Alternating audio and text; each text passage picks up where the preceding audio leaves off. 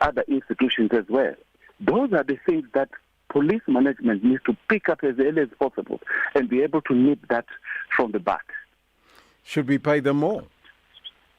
Money, Maslow's hierarchy of needs is clear on this. Money is not the only thing that motivates, workers. Just to accept and acknowledge the good work that these people do, it motivates them to do more.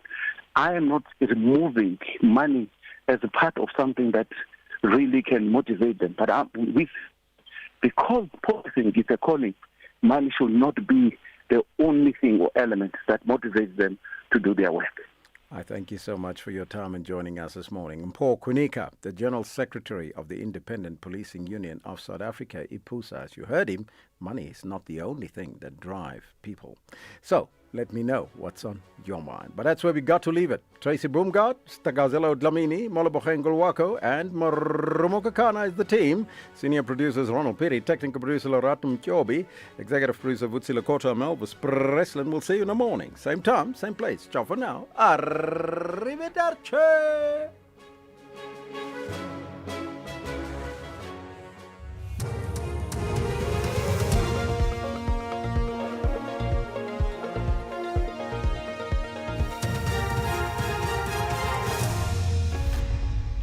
In our top stories, hundreds feared dead in the Afghan capital and rains cause further damage in 3 districts in Limpopo. Good morning. Hundreds of people are feared dead in the Afghan capital, Kabul, after an airstrike blamed on Pakistan hit a drug rehabilitation hospital, setting it on fire. A Taliban spokesperson says at least 400 people were killed, with 250 others injured. There's been no independent verification of the numbers. The conflict between the neighbouring countries re-erupted last month. The BBC's Yama Bariz sent this report from outside the rehabilitation centre in Kabul. There were sounds of plane and also the sound of fire of air defense from the security forces here. The officials here tell me that over 3,000 drug addicts were being treated here. We saw members of the families of these addicts that they were outside and they were crying. They wanted to know what has happened to their family members. We saw ambulances carrying dead bodies, carrying injured to the hospital. Now back home, persistent rainfall in 3 districts of Limpopo continues to cause damage to critical infrastructure. The Bembe and Mopani districts have been the hardest hit, with some areas receiving over 100 millimeters of rain in 48 hours. The heavy downpours have resulted in bridges collapsing and cutting off communities. A bridge at Chukunda outside Doyando, which connects the village to nearby areas, as well as the Donald Fraser Hospital, has collapsed. These road users say they've been severely affected. It affects me by paying installment because I have 2 taxis which is still paying the installment, but we don't have money to pay because the problem is this road. Broken road affected us as a community just because we have the students are no longer going to school. We have the patients are no longer using this road to the hospital. So it's affected us very much. We are affected. Commissioner Sandile Khumalo has expressed concern about the alleged abuse of state resources in the failed arrest of entertainment blogger Musa Kahula. The Madlanga Commission has heard how 6 police officers were sent to an event in Kroonstad in the Free State to arrest him. This was over information that Kahula had published about the ANC Secretary-General Fikile Mbalula and businessman Zingumalo on social media platform X. It has also emerged that Ngumalo bought the police officers' tickets to the event where Kahula was expected to perform. A member of the Gauteng Organised Crime Unit, Sergeant Fanny Nkosi, has disputed Khumalo's assertion that the operation constituted an abuse of state resources. According to me, I would not see or suggest it's a state funds abuse because, one, Mr. Kahula is a public figure. Sometimes we go there and want to effect arrest, then the community, they start to turn against you. What are you going to do? It's another problem. And then number 2, I think that the reason that maybe, let me leave it to that. Let me not add more.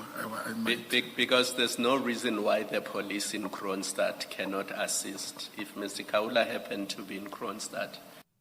An application by convicted murderer and rapist Thabo Bester to appear before Parliament's ad hoc committee investigating national security concerns has been dismissed by MPs.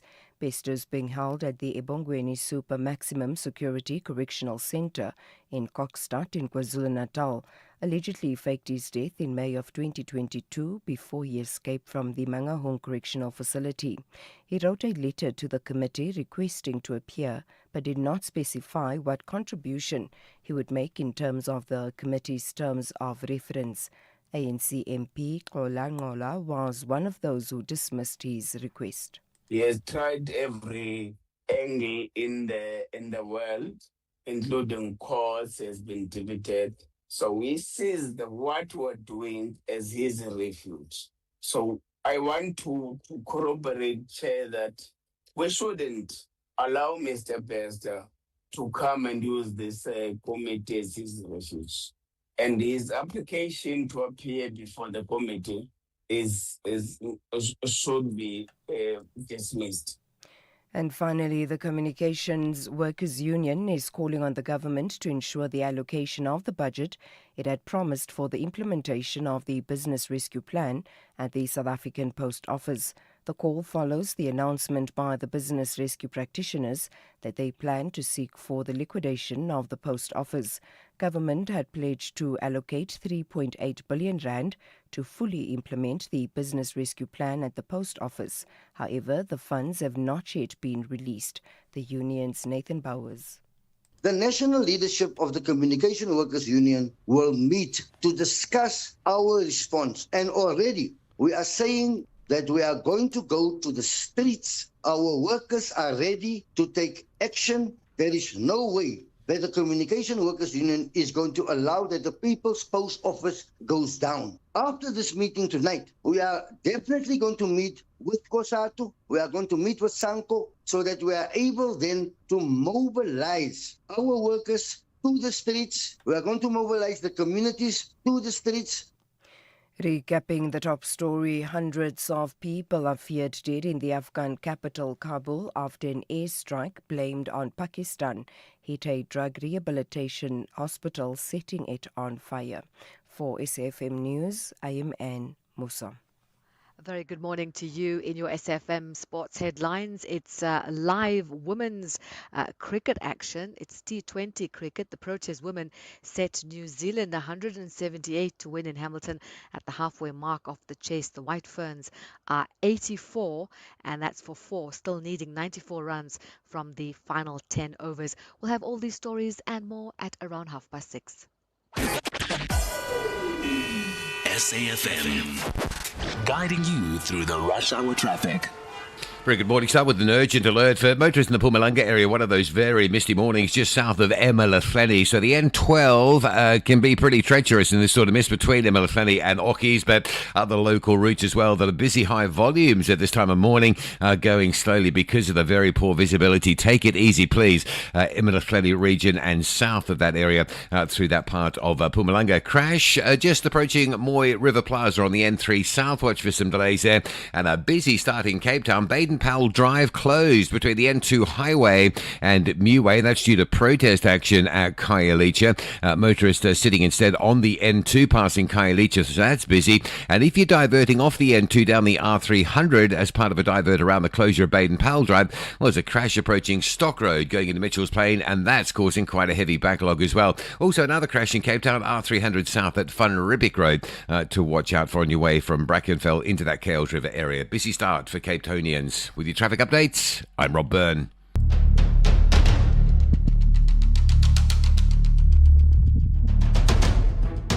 The Morning Brief with Thulasizwe Simelane. Weekdays, Monday to Friday, 6 to 9 a.m.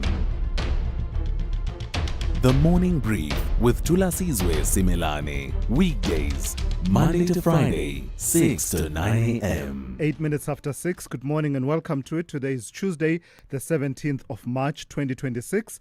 The world you're waking up to this morning is significantly different from what it was when you went to bed last night. And that's because key news and current affairs developments here at home, on the African continent and around the world have continued to shape, carve and contour your world with each passing minute, even as you slept. That's our very raison d'etre, our very reason for existence, the reason why we get here bright and early every weekday morning to fully brief you on those developments as you start your day. Good morning and welcome to the Tuesday edition of the Morning Brief. I'm Thulasizwe Simelane. Among some of what we will tell you over the next 3 hours, the Madlanga Commission of Inquiry continues to peel back the layers of a story that seems to blur the lines between private disputes and the power of the state. Evidence now suggests controversial businessman Zé Nxumalo may have pushed members of the police's organized crime structures to arrest social media blogger Musa Kaula over what started out as a defamation complaint. WhatsApp messages reveal how senior officers were drawn into the saga, even though the case itself appeared to be relatively routine, nothing to do with organized crime at all. And at the same time, the testimony has opened another uncomfortable front involving claims about gifts allegedly sent by the alleged underworld kingpin, Vusumuzi Ket Matlala, also attempted murder accused Vusumuzi Ket Matlala, to people such as the Deputy National Police Commissioner Shadrack Sibiya. Supporters of the implicated officers say the evidence is being misinterpreted, particularly if you listen to them presenting their case at the commission, while critics argue that it exposes how deeply compromised policing structures may have become. Kenny Mapanga will do what she does best, and that's coming up at 7:10, outlining what came out yesterday from the testimony of a witness that started out testifying remotely and with his face not being shown, known as Witness F, but has now been named as Sergeant Nkosi because, he's the whole point of keeping him keeping his identity hidden, it became moot the more it was mentioned in the commission proceedings and in other proceedings that he was trying to institute. For instance, when he was trying to get a postponement before the commission, so many people have named him and documents have named him such that it became quite pointless to continue to hide his identity. Kenny Mapanga with the full report at 7:10. And then we'll focus on this story immediately after that conversation with Kenny Mapanga. Hunger in this country is being examined not just as a social problem, but as a potential constitutional failure. There is a hearing. The South African Human Rights Commission is hearing testimony that millions of people still go to bed hungry in a country that produces more than enough food. Researchers say the real crisis lies in inequality, rising food prices, and food systems, and a food system rather that works efficiently for markets, but not for the poorest households. Among the figures being cited in the evidence being led there at that Human Rights Commission investigation into the food system is that, according to Stats South Africa, about 14 million people went to bed hungry in 2024, representing something in the region of 22.2% of all households. So activists and community groups are pressing for tougher regulation of retailers and clearer government accountability, but regulators cautioning that fixing the system will require coordinated action across multiple departments and sectors. So it's a long-standing debate. For instance, the number of children that we are told die because of malnutrition, severe acute malnutrition and related conditions. One statistic places that somewhere in the region of 30 children a day in South Africa, 11,000 over a period of a year. Let me just say, due to causes linked to food insecurity. Let me not be specific to the condition, but there is a statistic like that. And our guest, Wisani Baloyi of the South African Human Rights Commission at 7:20 will be able to speak to that investigation a bit better. And then lastly, let me flag this conversation coming up at 8:10 with Minister of Tourism, Patricia de Lille. We're talking to her because she's stepping into the rapidly expanding world of short-term rentals, where technology platforms have transformed how people travel and how property is used. We've covered it a few times, the phenomenon of such platforms as Airbnb, services that have opened new income streams for homeowners and broadened tourism accommodation across the country. But their rise has also triggered debate about housing affordability, particularly in key tourism hotspots. We talked about it in the context of Cape Town, for example, neighborhood disruptions and whether traditional hotels are competing on a level playing field. So what the minister has done is basically she's proposed a draft code of good practice aimed at guiding how the sector operates. It's not a formal regulatory regime yet, but rather an interim attempt to bring some order while broader tourism laws are being reviewed. Minister of Tourism Patricia de Lille will be my guest at 8:10. Strong, formidable, primed and ready is the Morning Brief team this morning. And Musa, as always, keeping you updated with the news updates at the top and at the bottom of every hour. Zaikan has got all of your sporting action on and off the field. Rob Byrne keeping his eyes on the country's highways and byways and reporting to you every 20 minutes or so. And Melissa Puta completing the picture with the Morning Brief in brief. Ndauleng Lechela, always right on the money with your business, economics and market updates. And of course, Sipho Mantula, Mo Africa, coming through with the Africa update at about 7:20 this morning. Your calls, keep them coming throughout the 3 hours. The number to dial 086 000 2032. 086 000 2032. Your WhatsApp voice notes 0614 104 107. Let's get it started. The first hour of the Morning Brief starts now. This February, fall in love with friendships that feel like family. Old bonds, new beginnings, and chapters that remind us why love in all its forms matters. The story comes full circle in The Best Man, the final chapters, where love, loyalty, and life collide one last time. Because some stories stay with you long after the final scene. The Best Man, the final chapters, weeknights 7 p.m. only on S3. Beloved. There's something new happening on SABC2. Fresh stories, bold moves, it's just a whole new vibe. And I'm part of that vibe in Pimville. My name is Jesse Suntele and you can catch me Monday to Friday at 9 p.m. Live in every beat, the pulse of SA.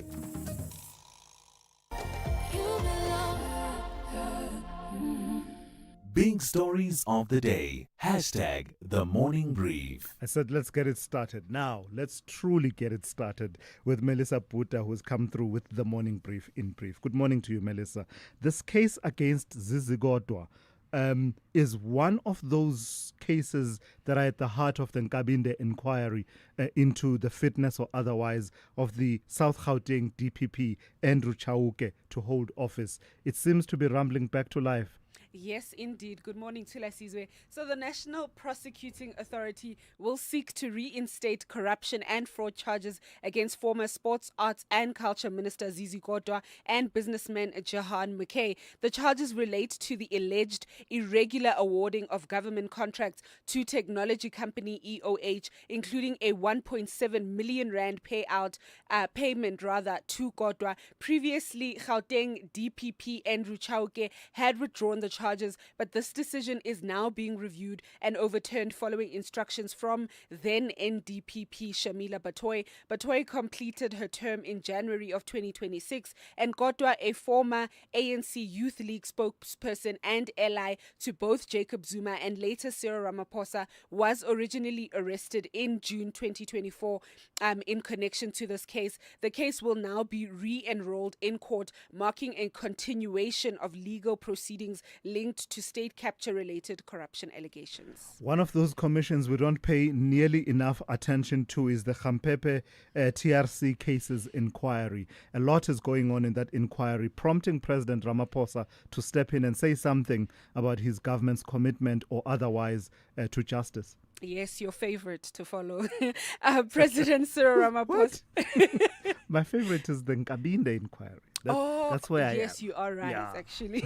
So President Cyril Ramaphosa has reaffirmed the government's commitment to delivering justice for victims of apartheid-era crimes documented by the Truth and Reconciliation Commission, also known as the TRC. His comments come amid criticism from victims' families who blame former Presidents Thabo Mbeki and Jacob Zuma for stalling prosecutions. The issue is under investigation by the Gampepe Commission, led by former Constitutional Court Justice Sisi Gampepe, which is probing delayed TRC-related cases. While legal challenges over the Commission's mandate remain before the Gauteng High Court, Ramaphosa's office says work will continue once the court rules. Victims and human rights groups insist that decades of political interference must not block accountability, demanding both truth and justice. Yeah, and because Anne Musa has done a great job of covering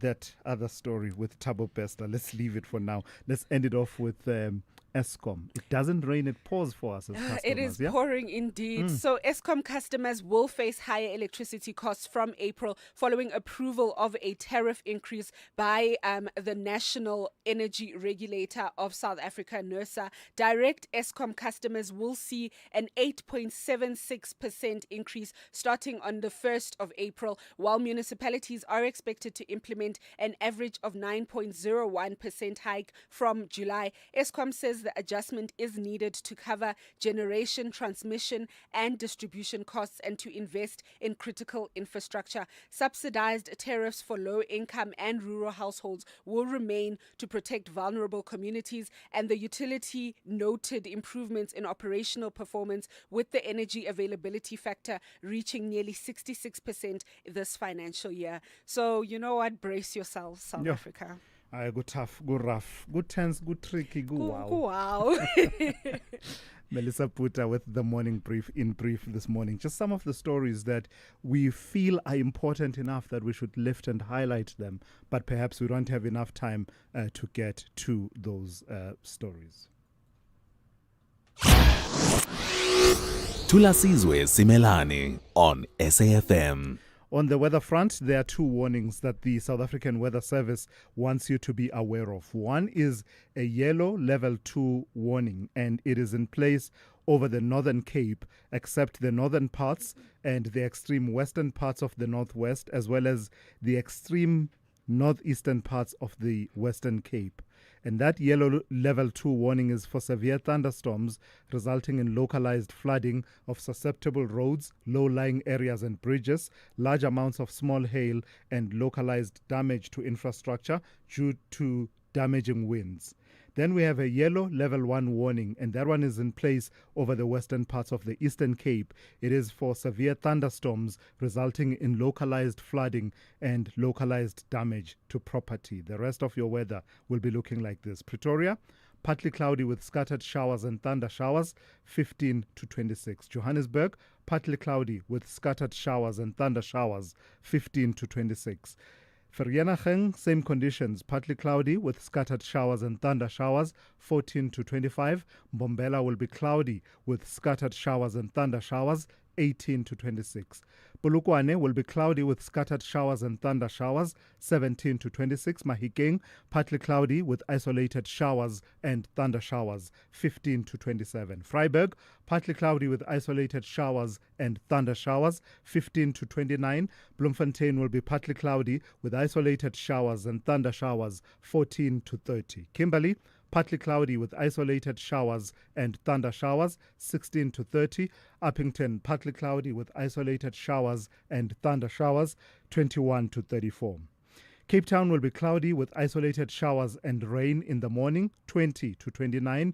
George, cloudy with isolated showers and rain in the morning, but scattered showers and thunder showers from the afternoon, 18 to 26. Gqeberha, cloudy with isolated morning rain in places, becoming partly cloudy with isolated showers and thunder showers in places in the evening, 20 to 28. Gugompo City will be cloudy, becoming partly cloudy, 19 to 28.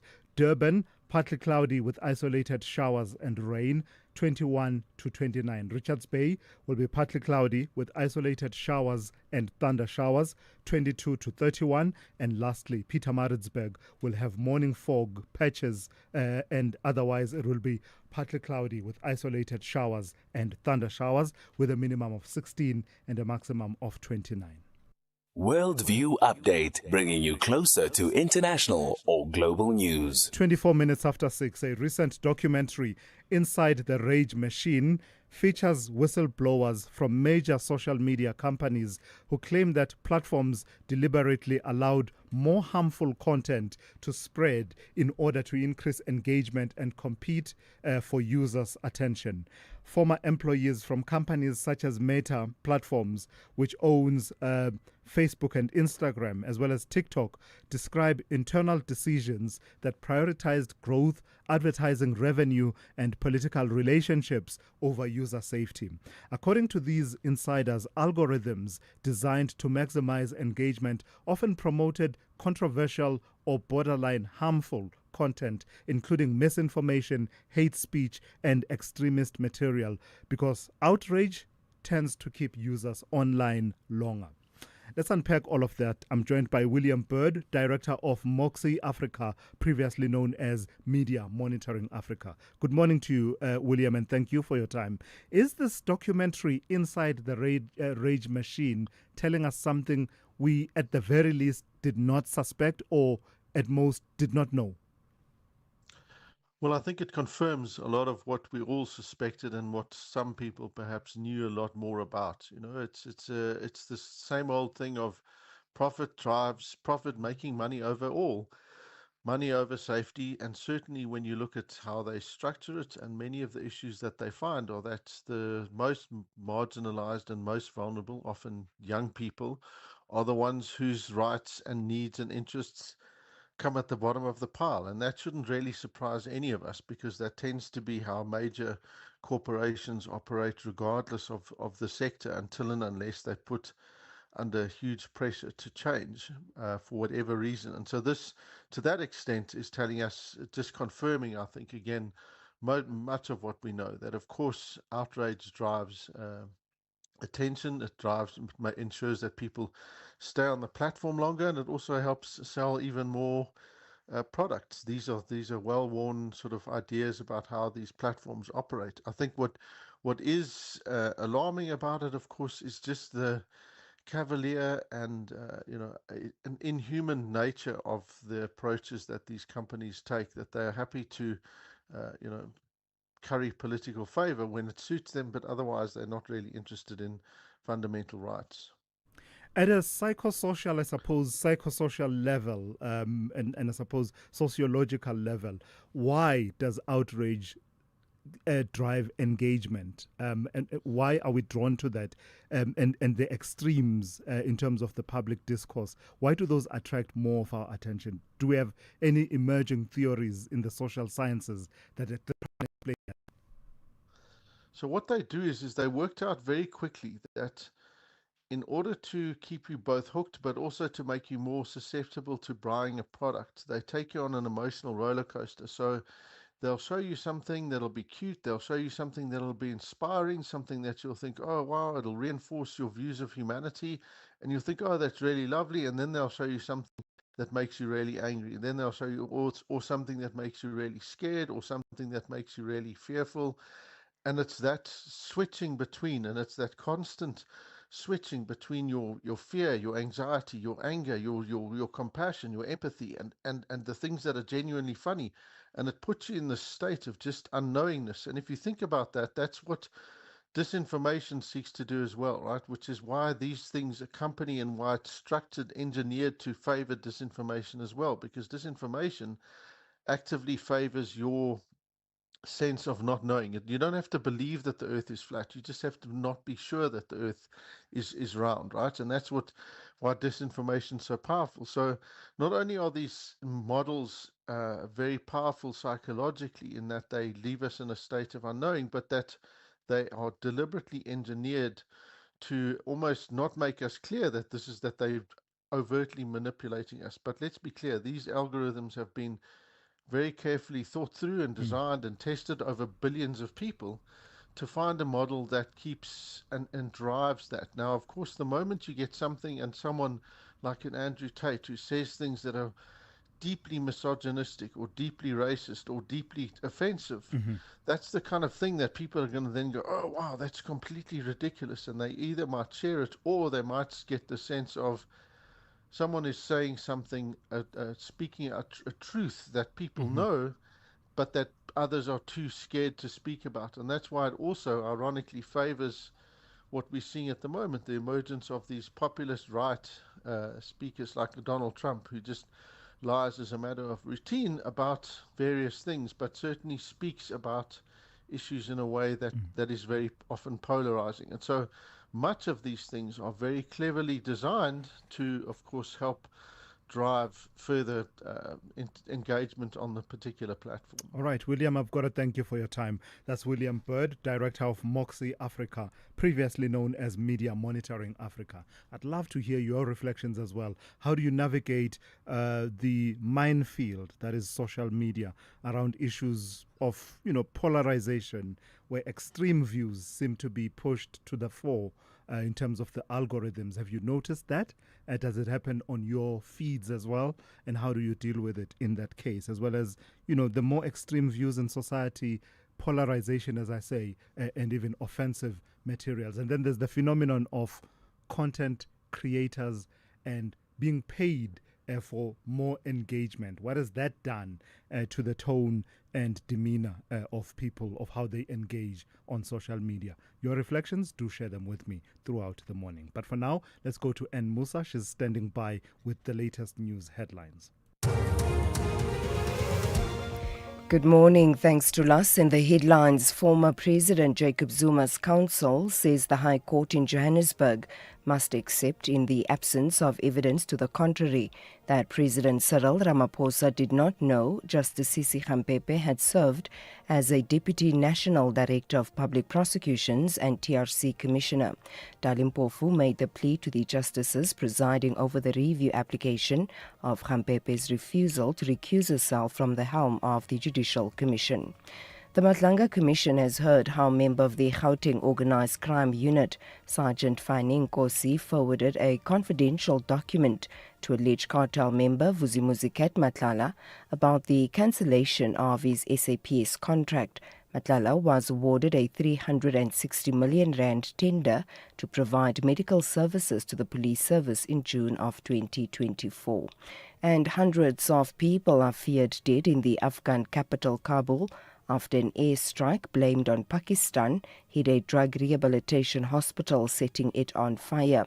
A Taliban spokesperson says at least 400 people were killed, with 250 others injured. I'll have details on these and other stories at 7.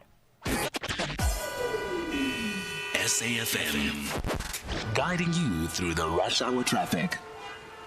Very good morning, Pretoria. First up, some unusual queues today on the N4, the Mokoena Highway coming through Durbanport Plaza. Quite a big convoy of traffic down to the N1, ramp onto the M1 South to sort of turn down towards Montana, if you like. Very unusual through there. There are some roadworks going on. It may be related. It may well be something else. Joburg, the N3 and N12 routes coming out of Alberton and Germiston, heavy again up into Heldon into the roadworks, and there's some queues. We think it's probably roadworks. N17 coming out from Boksburg. Again, it's a sort of change-up queue. This is down towards Osborne Road, looking very slow. There have been some works further west at Wits Rifles, but this is a queue between Rondebolt Road and Osborne, which looks very slow this morning. Durban, some pressure out of the Phoenix area. JG Champion towards the I-1 turn. The Phoenix Highway towards Trade Centre. Both routes are busy. Looking generally okay. Coming in off the south coast this morning. Busy, but not what it was yesterday, not what it can be. So that's that's a bit of a result.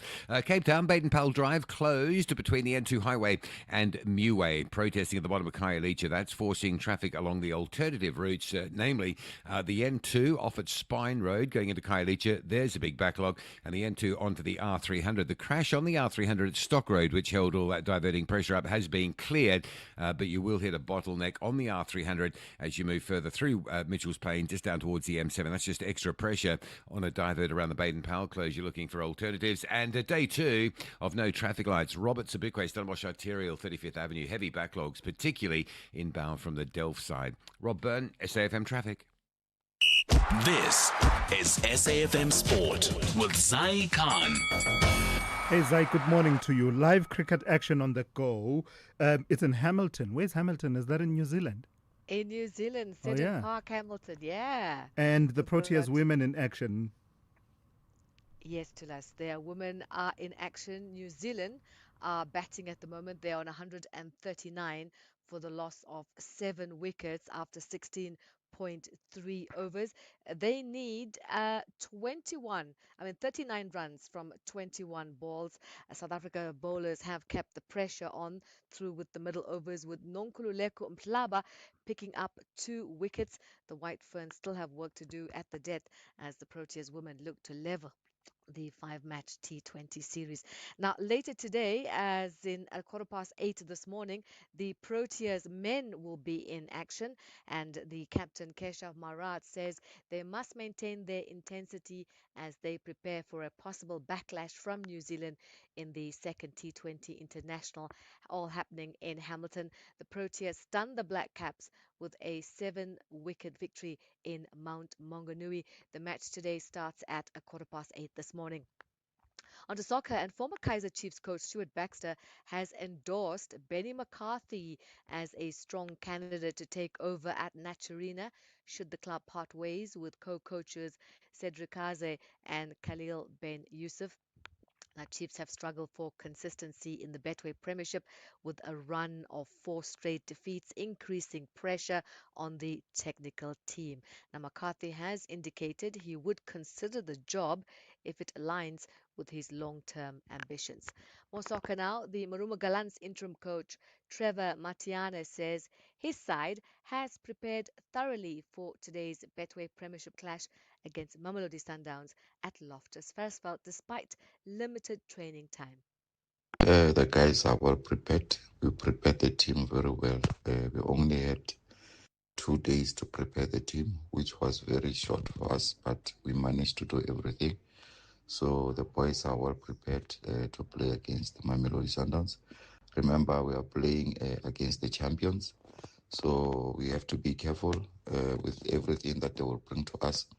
But the boys are actually ready because we prepared very well within those 2 days. So we are really ready to play against Sundowns. In the meantime, the FIFA World Cup 2026 will take center stage from the 11th of June to the 19th of July with the tournament broadcast live on SABC3, SABC Plus and SABC radio stations. Elsewhere, Chelsea captain Reece James will miss tonight's Champions League last 16-second leg against Paris Saint-Germain after suffering a hamstring injury.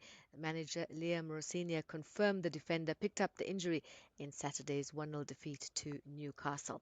On to cycling, and Matt Beers and Tristan Nokia have retained the yellow jerseys after stage 1 of the 2026 ABSA Cape Epic in Montague. The Toyota Specialized Imbuco pair recovered from a rear wheel puncture that cost them more than 3 minutes before finishing third with the lead group. Belgium's Wout Elleman and Czech rider Martin Stosek claimed the stage win in a sprint finish. Beers and Nokia now lead the general classification by 4 seconds. In the women's race, Candice Lill and Alessandra Keller powered to victory by 1 minute and 35 seconds, extending their lead at the top of the standings. That's your sport. Check back. We'll be at the podium around the top of the hour. I'm Zai Khan.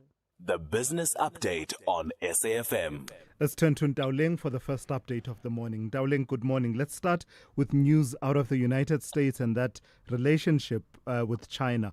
What's this about President Trump planning to push back the U.S.-China meeting? Morning to Les. Now, President Trump is a little too occupied, right? He has said that the meeting with Chinese President Xi Jinping in Beijing may be postponed as the White House that is manages the fallout from the war in Iran. The high stakes meeting had been scheduled for the end of the month. Trump said he wants to remain in the U.S. to oversee developments in the Middle East, describing the potential delay as a practical response to an unfolding crisis rather than a diplomatic snub.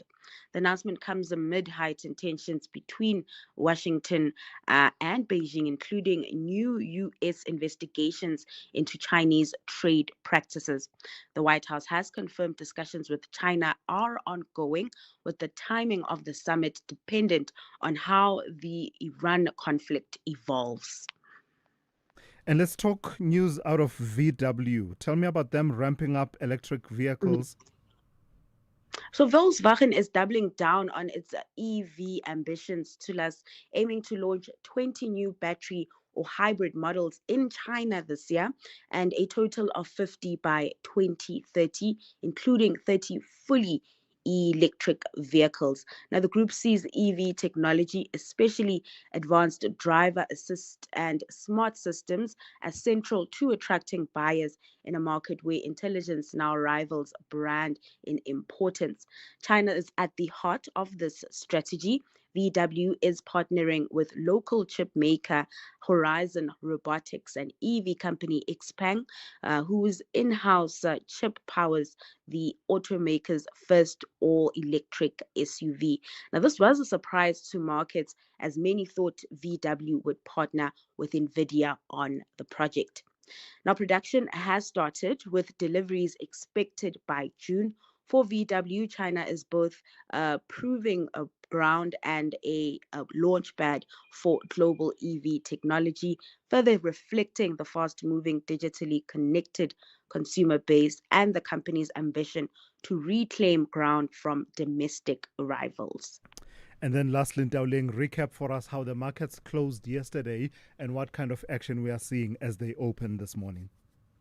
So equity markets surprisingly began the week on a positive note, with U.S. stocks rebounding after a downbeat week. However, questions remain about the sustainability of this recovery as the conflict in Iran shows no signs of ending, keeping oil prices elevated. This morning, crude is up nearly 3% to about $102 a barrel.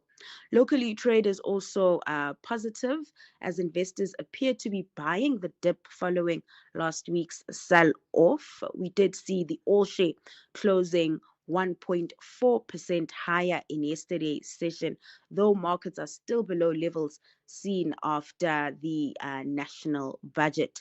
Moving over to the rand, the local unit trading firmer this hour at 16.69 to the dollar, 22.21 to the British pound, and 19.19 to the euro. Lastly, in Asia, stocks also in the green following global market sentiment as we are seeing some risk on sentiment today. All right, Ndawling, thank you for that. We'll hear from you once again just after 7:30. Africa Update on SAFM. And Sipho Raz is standing by with that for this morning. Good morning to you, Raz. Let's start in Antananarivo, where Randrianirina has appointed Rajao Narison. Refreshing morning to us in Jumbo Africa. I can see you have a good French, but when it comes to Malagasy language, you are still struggling here. But here to us, remember, last week we spoke about the removal of one of the prime ministers, and the replacement yesterday came through from the anti-corruption chief, Mamatiana Raujaona Risona. He has been appointed as a new country's prime minister to us. This has been what Randranina said, that the country needs to take a bold decision, and now there is no turning point. What do we know about this man to us is that he was a former senior gendarmerie officer, a career civil administrator, He was also in the anti-corruption chief, which he was trying to deal with the crisis that happened last year with the Generation Z and Generation Y. Now, this is the man who has been appointed as a new prime minister. There are plans to deal with the draft constitution in 2026 and the presidential election being set for 2027. We'll wait and see till, as they say, the cabinet will follow after the appointment of Raujaona Risona. Remember who was dismissed? It was Harry Ntalama Raujaona Rivelo. These are the prime ministers in Madagascar who have been moved and shifted in many times. Now, the guy from Financial Intelligence Unit is now the prime minister in Madagascar. Without much training, imagine if you had to say those names over and over again. Rapidly and fluently, because right now I think the listeners will bear with you because they're difficult. You're not so used to it. But I think if you had to say them for about 3 weeks in a row, they would expect that you'd become fluent in Malagasy. Anyway, let's move on. And one of the other countries, we talk in South Africa about 17 South Africans that were in the midst of the fighting in between Russia and Ukraine. One of the other countries on the African continent that has had that phenomenon quite significantly is Kenya.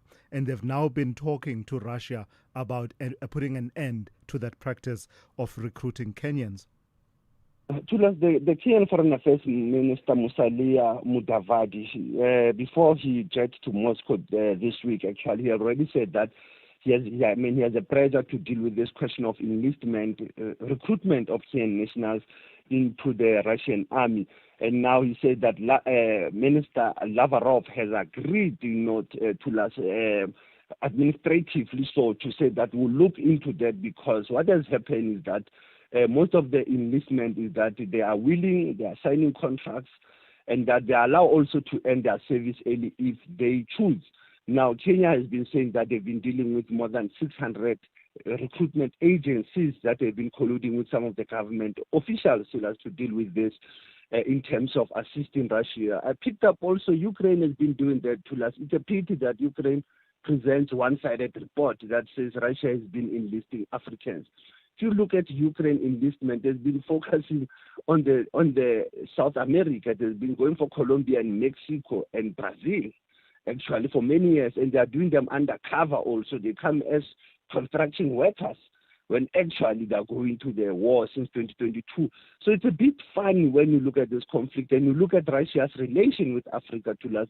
It's something that we should never forget about how they've linked. Yes, South Africa, Ghana, Cameroon, Nigeria, Kenya, they've been going through this challenge of enlistment since 2022, how to deal with it. It's a matter of in a war to us. The war of Russia, of Ukraine, of Israel, USA, and Iran. I will do a simple example. The Iraqis have been brought in by the US to fight as a proxy for them. It's part of enlistment. They are already calling for a 10 million reward. So you can see the nature of conflicts, how they come. The media also has been used as a cannon fodder, how to present misinformation and disinformation about this conflict. And that's how we see the Kenyan Foreign Ministry taking this head on, but saying these issues will not stop Kenya and Russia can collaborate on many matters beyond military issues. And in Kinshasa, Felix Tshisekedi is showing that if you waited until you had full stability across all of the country in order to exercise your authority and governance, you would wait a very long time. He's putting his decree-making powers to good use. That's quite true, Tulas, but I don't know how far will this be successful if you create a specialized criminal court, particularly to deal with what they call economic and financial crimes. And those financial crimes, Tulas, come from corruption, money laundering, counterfeit of currency, fraud. Me and you, we know in law, Tulas, when a corrupt officials or politicians, they do anything wrong, whether it's stealing money of the state, they use nice words, embezzlement of public funds. That's how law plays it around Tulas. Now, he's trying to bring this justice system, saying he wants to create a specialized court with 40 judges who will need to work across the two chambers. And those judges will also be selected from magistrates who have expertise on issues of forensics, because here you now need people who understand forensics, people who understand those corruption crimes, it's like your chapter 9 of the public protector type of Thulas. But I don't know, like I said, in 3 months this law will be in operation. I don't know how Tshisekedi will navigate it, considering that he still don't have control over the north part, the eastern part of the DRC, which is Goma. Yeah. Lastly, then, Sipho, let's go to your historical archive. 2 events that happened on the 17th of March, but a couple of decades apart, many decades actually apart. The one was 17 March 1820, the other 17 March 1992. What happened? And these dates are very important. They shape where we are today. Despite people, they say, but history has a tendency to repeat itself or is biased towards those who have emerged. It was 206 years ago, Thulas, when the first British settlers arrived in South Africa after the French wars, Napoleonic wars, Thulas, that happened. They had to settle in the then called Algoa Bay, PE, now Tabeja. They had to move towards even the Eastern Cape, KZN. Very important to know that that settlement was post the conflict, and they had to come and settle, and they ended up become the owners. As they settle, their farmers, they take everything away from the ordinary people there. And when we move to 1992 also, you find an interesting chapter in the political history of this country, a referendum tool that allows the then President de Klerk to deal with the white referendum question of white people's support of the reform process of 1990. So there was a reform process in the late 90s. Now in 92, they have to agree on the Codesa 1, Codesa 2, or the Kempton Park. I saw Netherlands Prime Minister Lubes hailing this as beautiful. The then Babangida, the president of Nigeria and OAU, sending his messages to say that this is great for the reform in South Africa. That was 34 years ago. That's what shaped our political history to us as we are commemorating our Human Rights Month or the Shavilanga Massacre Month. Asante sana Thulas, SAFM leading the conversation. I was 12 years old when I remember coming to Johannesburg from Mpumalanga and just being fascinated by all these posters that said vote yes, vote yes, vote yes, vote no, and I had no idea what was going on. Anyway, that's Sipho Mantula with the Africa Update for this morning. This February, love staying informed. As your day winds down and the evening begins, Primetime News moves to a new home. Weekdays at 6 p.m. The stories that matter, the context you trust, the news that connect you to South Africa and the world. Because loving what you watch also means trusting what you hear. Primetime News airs weeknights at 8 p.m. only on S3. Open up. Bafana Bafana are preparing for the 2026 FIFA World Cup, which will be hosted by the United States of America, Canada, and Mexico from 11 June to 19 July 2026. Bafana Bafana will host 2 international friendlies against Panama on Friday 27 March in Durban at the Moses Mabhida Stadium at 7 p.m. and Tuesday 31 March in Cape Town at the DHL Stadium at 7:30 p.m. Tickets are available at Ticket Pro at 80 Rand for adults and 50 Rand for children under 12. For more details, visit safa.net and Bafana Bafana on X. SAFM, guiding you through the rush hour traffic. Got a heavy backlogs this morning on Pretoria's N4. The Bequeta Highway just moving through Durham Plaza down towards the M1. It's a very unusual queue. The problem seems to be on that N4 eastbound ramp onto the N1 south to turn down towards Montana, if you like. But really big queues back possibly beyond Durham Plaza at this stage. Staying in Pretoria, there's a queue and a half on Eskiem Pathlele coming off Van der Hof down in towards Marabastad. If you're CBD bound, it's busy. The M1 south between Brockfontein and New Road looking fairly busy as well today. Heavy traffic out of Boksburg on your way through to Joburg, the N17 queuing down towards Osborne Road. That's a queue that's almost back as far as Rondebolt Road and looking pretty heavily backed and stacked through there.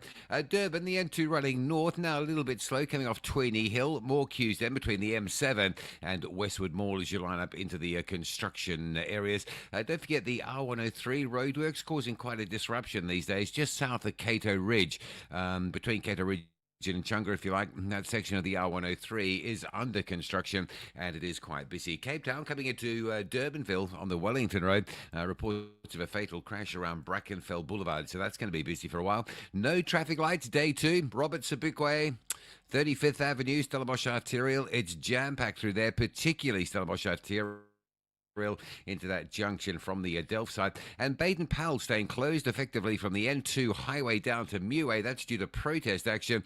Baden-Powell no way through either direction. Just expect some delays on local alternatives like Spine Road and the R300 heading down towards Mitchell's Plains M7. With your traffic updates, I'm Rob Byrne. This February, fall in love with the journey. No phones, no flights, just determination, connection, and the open road. From breathtaking landscapes to unexpected challenges, Race Across the World is back. Bigger, bolder, and more emotional than ever. Because sometimes the best way to find yourself is to travel together. Race Across the World Season 4, Thursdays at 6 p.m. only on S3. Open up. S3.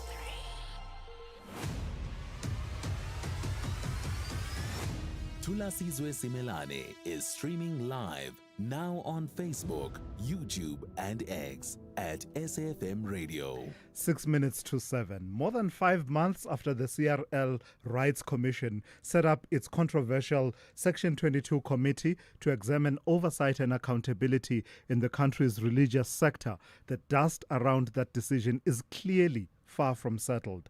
In fact, opposition appears to be gathering momentum, with thousands of church leaders and congregants marching through Durban in the past few days, demanding not only that the committee be scrapped, but also that the CRL chairperson Togomkhwana Zixaluva step down. Organizers, under the banner of the South African Church Defenders, argue that the initiative is a backdoor attempt at state control of religion, warning that proposals around licensing pastors and vetting churches could undermine the constitutional right to worship freely.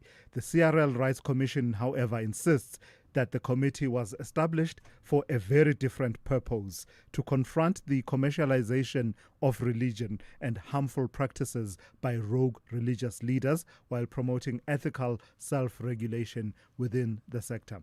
Let's speak to Togomkhwana Zixaluva, chairperson of the CRL Rights Commission. Good morning to you, and thank you for your time. You will have noticed the marches that were calling for not only the scrapping of the Section 22 committee and also your resignation as well. What is your response to these concerns that are saying that you are seeking to regulate religion and how people express and practice their faith through the back door? Good morning to us, Thulasizwe, and your listeners. Thanks for having us this morning. You're raising two very important things. That one of them is that it's state regulation. I would like to remind everyone that every profession, career, or trade, according to Section 22 of the Constitution, may be regulated. But what we're talking about here is unethical conduct. I'm sure you know that there's the Legal Practice Act that formed the Legal Practice Council. Same for social workers, same for nurses, doctors. Everyone has a council. And that can't be called state regulation, because it will mean doctors, lawyers, everybody else is under state regulation. But more importantly, traditional health practitioners have a council established through the Traditional Health Practitioners Act. Traditional health practitioners would be abelaphi bendabuko, izangoma, etc. in isiZulu. But everyone has a council in order to stop unethical conduct. They say there are enough laws in the country. There are enough laws for doctors, lawyers, everybody. But what is happening in the religious sector, for instance, it is that when people are told that God said, you must eat grass, you'll get a job, you'll get better, you must drink petrol, you must go to the bank and cash all your money and give it to the church, All of these things are assigned to God.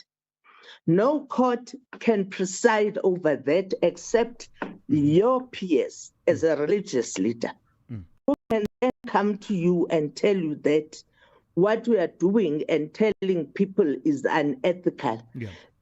Not a crime to say to people, eat grass, for instance, because you're not pointing a gun at anyone and they choose to do that. But the church defenders have decided that they want to hold on to an ethical conduct. And as the Civil Rights Commission, one of the things that guide us is the Constitution. The Constitution says we must do our job without fear or favor. Right.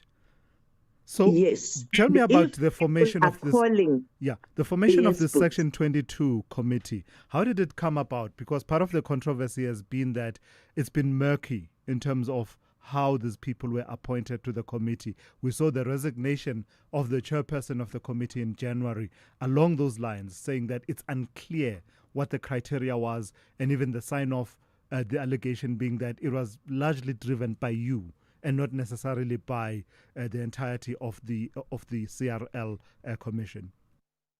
I will not turn this into something about Professor Kulu because there was a vote of no confidence in him by other members of the Section 22 committee.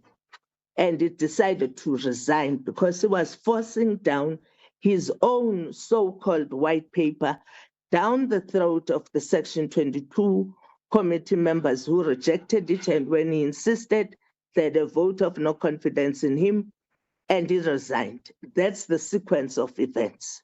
And then he created a story out of that. And secondly, you're asking how were these people identified? In this country, we're told there are over 200,000 churches and no one knows where they are, who they are, etc. And we decided we need a mass-based approach. Let's go for mega churches, for instance, your ZCC, your Shembe, the South African Council of Churches, umbrella organizations, and TISA, for instance, the Evangelical Association of South Africa. So we went for a mass-based approach. All that they're supposed to do is to consult everyone throughout the country. Ma'am, if you don't mind, may I ask that you remain on hold for us? We take the news and then we complete our conversation immediately after the news. I don't want to rush through this because it's been a major talking point and it's the first time we are getting your perspective on it. Togom Kwanazikaluva, chairperson of the CRL Rights Commission. We will continue the conversation on the other side of news with N. Musa. Outsurance is in the business of saving you money on your car insurance premium. If they can't, ask for 500 Rand. SMS out to 30754. That's out to 30754.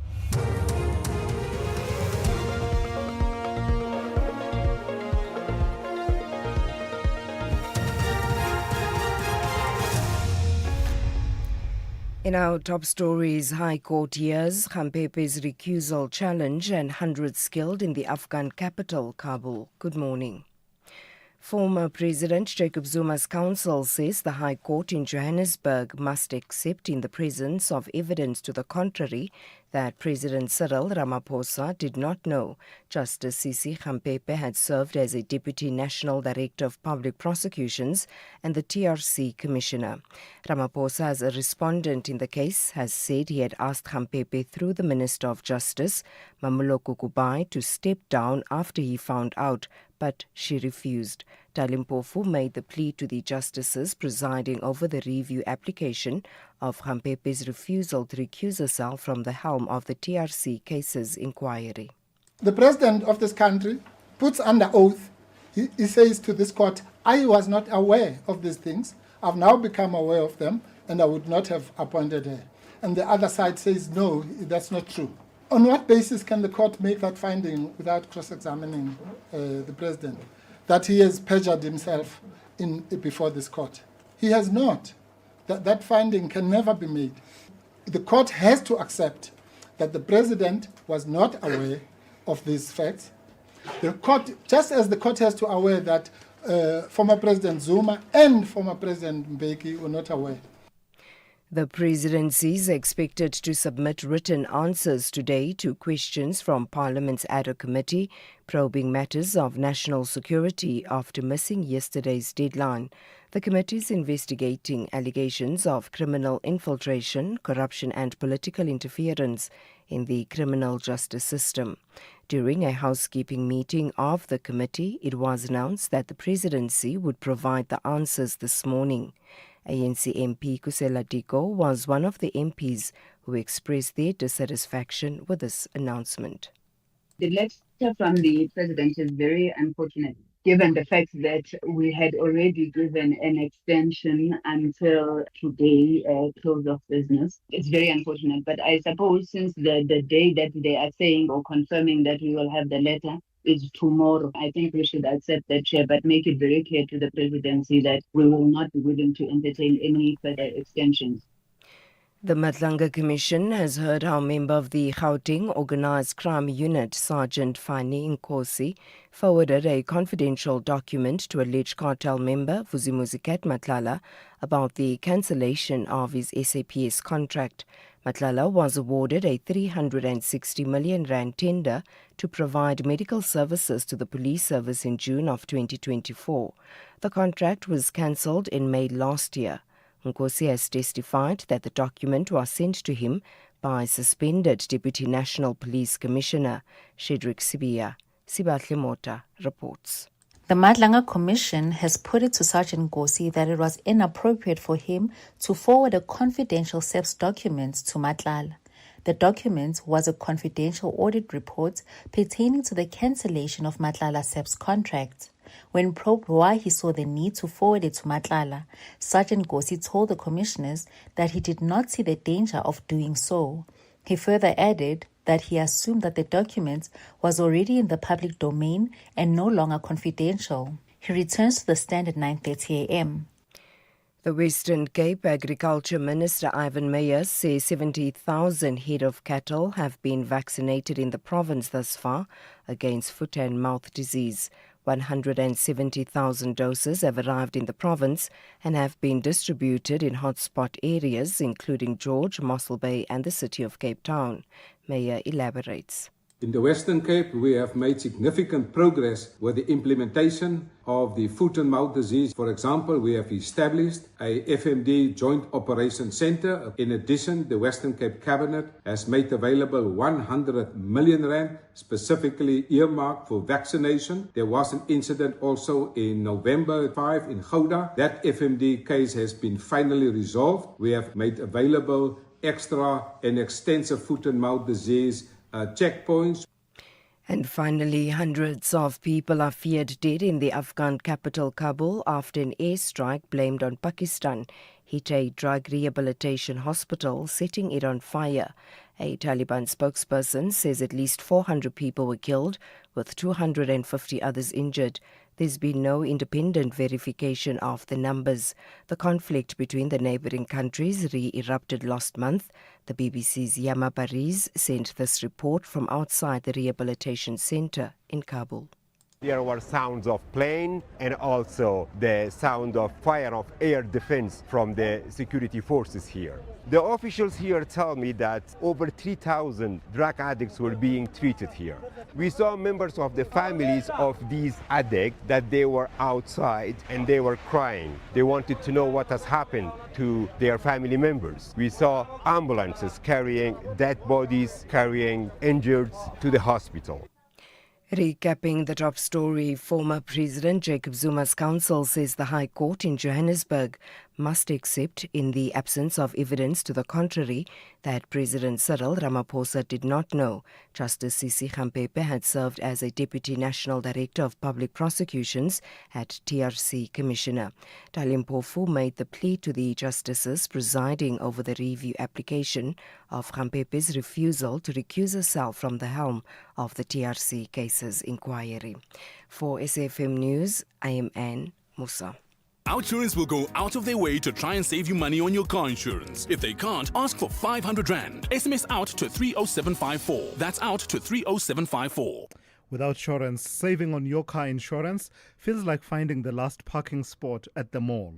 45-year-old Jason saves an unbelievable 520 Rand on his 2024 Hyundai i10. Get a quote now, and if Outsurance can't save you money, ask for 500 Rand or 1,500 Rand if you've been claim-free and with the same insurer for 3 years. Get savings or cash. SMS out to 30754. That's out to 30754. Outsurance, licensed insurer and FSP. T's, C's and information online. It's a very good morning to you in your SFM Sports Headlines. Cricket action. The Proteas women, they've beaten New Zealand by 18 runs in Hamilton to level the T20 series 1-1. And we also bring you soccer. Marumo Galan say they're confident of getting a result against champions Mamelodi Sundowns tonight. We'll have the details around 7:30.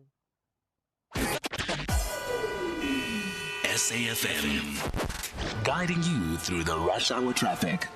Good morning, Pretoria's N4. This is the Bakwena Highway, very heavy. If you go through Durham Port Plaza, really big queues this morning. N4 eastbound through that plaza and down onto the ramp towards the N1 South. That seems to be the issue there. That ramp coming off the N4 on to the M1 southbound. Into Barabastad, very slow on Eskia and Pathlali. This morning, queues from around about the Putco depot. And the N17 out of Boksburg, lengthy queues there as well between the Rollerbolt Road exit and Osborne Road. That's coming through Boksburg on that N17, Joburg bound. Lights are out. William Nicol and Matty, pointsmen are there, but if you're in from Randburg or Bryanston towards Santon this morning, it's extra slow. And the M1 through Dipcliff down towards Uncle Charlie's looking busy.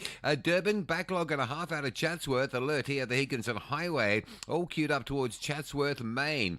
Something going on there this morning, causing a unusual queue. A lot of pressure around the Trade Centre, Phoenix Highway, out towards the R102, all jammed up. And Cape Town, right above the airport, no traffic lights. Day 2, Robert Sabukwe, Stellenbosch Arterial 35th delays, all approaches, quite heavy backlogs as well. And Baden-Powell closed at Khayelitsha due to protesting. The road shut between the N2 highway and the Muway junction. With your traffic update, I'm Rob Byrne. Thulasizwe Simelane on the Morning Brief. Weekdays, Monday to Friday, 6 to 9 a.m. All right, let's conclude our conversation with Togom Kwanazi-Xaluva, the chairperson of the CRL Rights Commission. And ma'am, we thank you for staying with us even as we took the news so that we conclude the conversation properly. Let me ask you, you had outlined what the idea is around the Section 22 committee as well as its constitution, talking about how you thought you would take a mass-based approach. Let me ask you a question about whether you went a bit extreme in terms of the regulatory requirements. So I was looking at the framework. I saw the version 2 that came out in December 2025 of the Section 22 committee. And some of the things that it talks about, particularly Part 5 of that, are things that even in the private sector, small and medium enterprises would say it's a regulatory burden. So institutions, churches needing to have a constitution, that's already some work to be done. Annual financial reporting, I get where you're going from, but someone will say they now need to have people employed by them to help them to be compliant in that way. Churches founded by foreign nationals, those people need to be in good standing in their home countries and in South Africa, valid passports and the likes. I think many would not quibble with that. Codes of ethics and so on and on. Some people are saying that that's where the problem arises, that it's a regulatory burden for something that is matters of faith are rather difficult to regulate in that way. Let me start by saying social development in terms of the NPO Act, where churches ought to be registered. The requirement is that there must be a constitution for a church to be registered. There must be annual financial statements. There must be an annual AGM. So those are requirements that are already in the legislation of the NPO Act. It's not new stuff. A code of ethics, every institution ought to have a code of ethics. This is who we are, and this is what we value, and this is what we don't value. That is not an extra. A lot of churches already that are big churches, etc., already have a code of ethics for members. Some of those codes even extend to congregants. So it's nothing new, really. We're merely saying everyone must comply in the process of protecting victims, survivors, and potential victims. Taken disparately, ma'am, Yes, this may okay. not amount to anything new, but cumulatively, when you look at the number of things, including the kind of structure that people need to be worshipping in, my understanding is that that is even covered, that there must be minimum standards for. And some people will say, well, sometimes we just gather under a tree and that's where we worship from.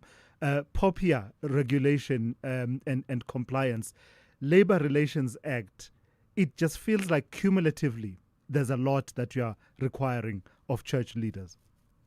Let me give you an example. ZCC, Amazion, who are also members of this Section 22, Baptist Nazareth Baptist Church, Labetwa Bagashembe, they don't have a structure. And they are members of the Section 22. And they are very much unlikely to say you must have a building. But the local municipality, in terms of structures, there are bylaws that exist that say you can't, for instance, just find a fifth floor that is open and you pull down everything and you then have a church with 1,000 people on the third floor and the fifth floor is somebody else. If there's a fire, then there's a problem. So part of these things are already legislated, Thulasizwe. It's not something new, but I must also caution and say, these, we call them Section 22 committees.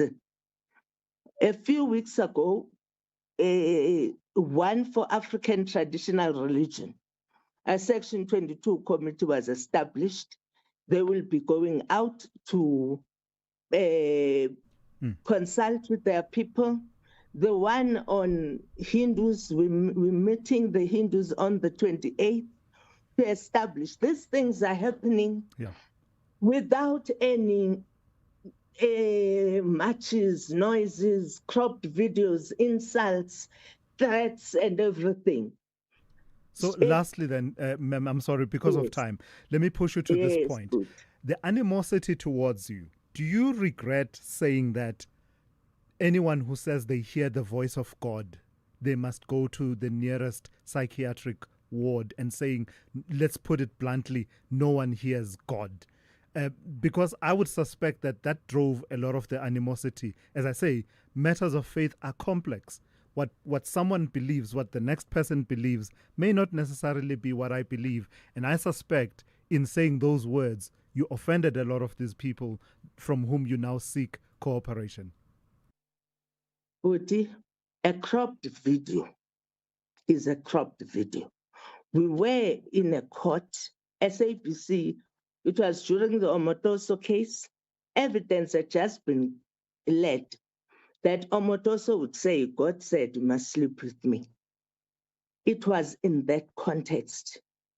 And they've cropped the video for a purpose. They've cropped another video of the SABC where we're discussing Prophet Mboro saying people must take off their underwear and wave it. And they're saying it's me. There's video evidence of Prophet Mboro saying that. Sure. So they are lies. I hear about videos. cropped videos and editing, but did you or did you not say those words that say anyone who says they hear the voice of God, they must go to the nearest psychiatric ward? No one hears the voice of God. Objectively, whatever the context was, did you say those words? Yes.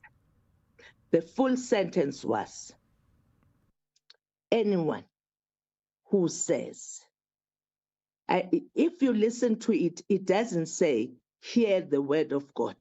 Anyone who says, God told them that they must sleep with people, people No, must that's not not what take it their said. medication. No, that's not what it said. I etc. watched the video. That's not what it said. That the sentence doesn't say that. It says it's something to the effect of, let's put it bluntly, no one hears from God. If anyone says they hear God, they must go to the nearest psychiatric ward. And I ask you, is there a context in which that was okay to say? Whatever the context, is there in the universe a context where that was okay to say about a faith that many people hold dear? There is a context. You can't take it out of context. And I've explained this a million times. If we've posted the full video where the whole conversation continued. And I have said repeatedly that people do hear from God. Even ordinary people like myself, we do hear from God. And I've said this unapologetically. So you were wrong to But say I've that. also said, So you were wrong to say yes. no one hears from God then. If you say people do, if you now say people do hear from God, including yourself. So you were wrong the first time around. The first time around was in a context that no God can say sleep with girls. No one can say that. Okay. Ma'am, unfortunately, I think I'm out of time. Thank you for staying on and for indulging me in this conversation, but I have completely run out of time. That's Togom Kwanazi-Xaluva, the chairperson of the CRL Rights Commission. 63-year-old Almero knows all about saving with Outsurance. We do save 417 Rand. That's about 5,000 Rand a year. That's an awesome saving on Almero's 2021 Ford Ranger. And there's an out bonus that you get if you don't claim for 3 years. I am really looking forward to it. How much money could Outsurance save you? Get a quote now. SMS out to 30754. That's out to 30754. Licensed insurer in FSP. TCs and information online. Sorry I'm late, Sevi. Had to fetch my lucky putter. No worries. Let's go. We're teeing off in an hour. Great. We're taking your car. Can't. It's already taken. What do you mean taken? It was right here when I left a few minutes ago. I sold it to WeBuy Cars and made a whole lot of green. Birdie told me that's the best way to sell your car. Not only the best way, it's the fair way. Kom ons vat die pad. Don't be doff, be savvy. We buy cars geared for a fast sale, geared for you. When you train for results, you don't quit halfway. Earn up to 7.35% interest with a Nedbank Just Invest account. Access your money within 24 hours. Keep your money agile. Get money fit with Nedbank. See money differently. Nedbank. For more information, visit nedbank.co.za. We're licensed FSP and registered credit provider. T's and C's apply. Safety begins in our homes, our streets, and our communities. Government is working to ensure that every person in South Africa feels safe. Based on the President's commitment during the State of the Nation address, the South African National Defence Force is being deployed to support the South African Police Service in crime prevention operations across selected areas in Gauteng, Western Cape, Free State, Eastern Cape, and the Northwest. Their role is to support the South African Police Service to protect communities and strengthen safety where it matters most.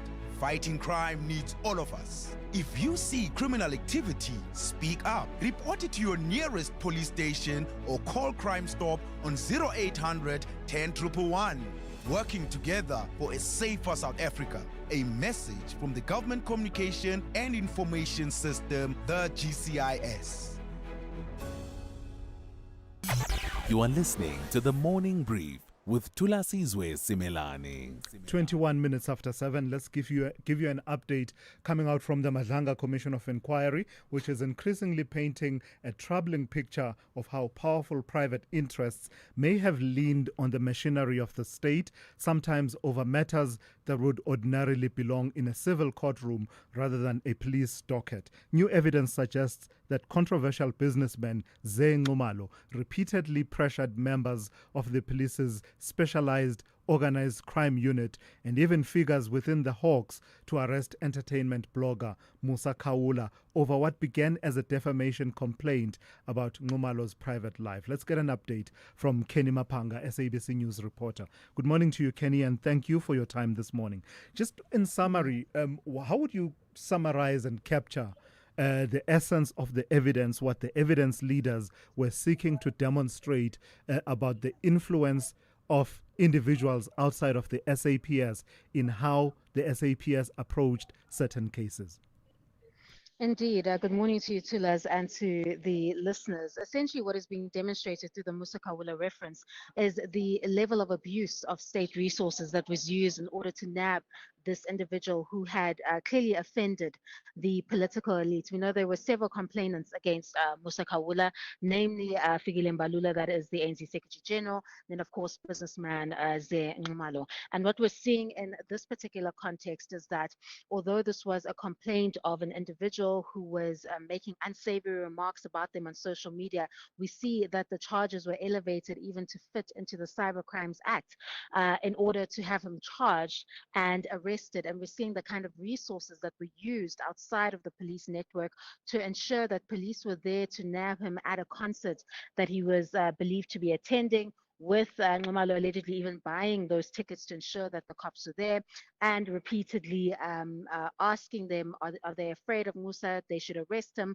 And we're hearing from Sergeant Kosi understand that at that point it was, a desperation, according to him, with regards to Ngumalo's alleged conduct in ensuring that this particular individual is arrested. But it's also a bigger question that looks at how civilians are allegedly allowed to influence investigations to serve their particular interests. And we're seeing the evidence even go further to us with a matter, as you state, that could have been dealt with in the civil courts, but is now being elevated to a criminal issue because the political elites are being offended. Another problematic avenue or approach in the arrest of Musa Khawula is that the officers that were involved were really kind of left out of the process, and you're seeing Sergeant Kosi now take it upon himself to contact a journalist or an alleged journalist, because we're seeing in the WhatsApp text it just says Natasha, SABC presenter, to get the number of Musa Khawula. And of course it raises options as to,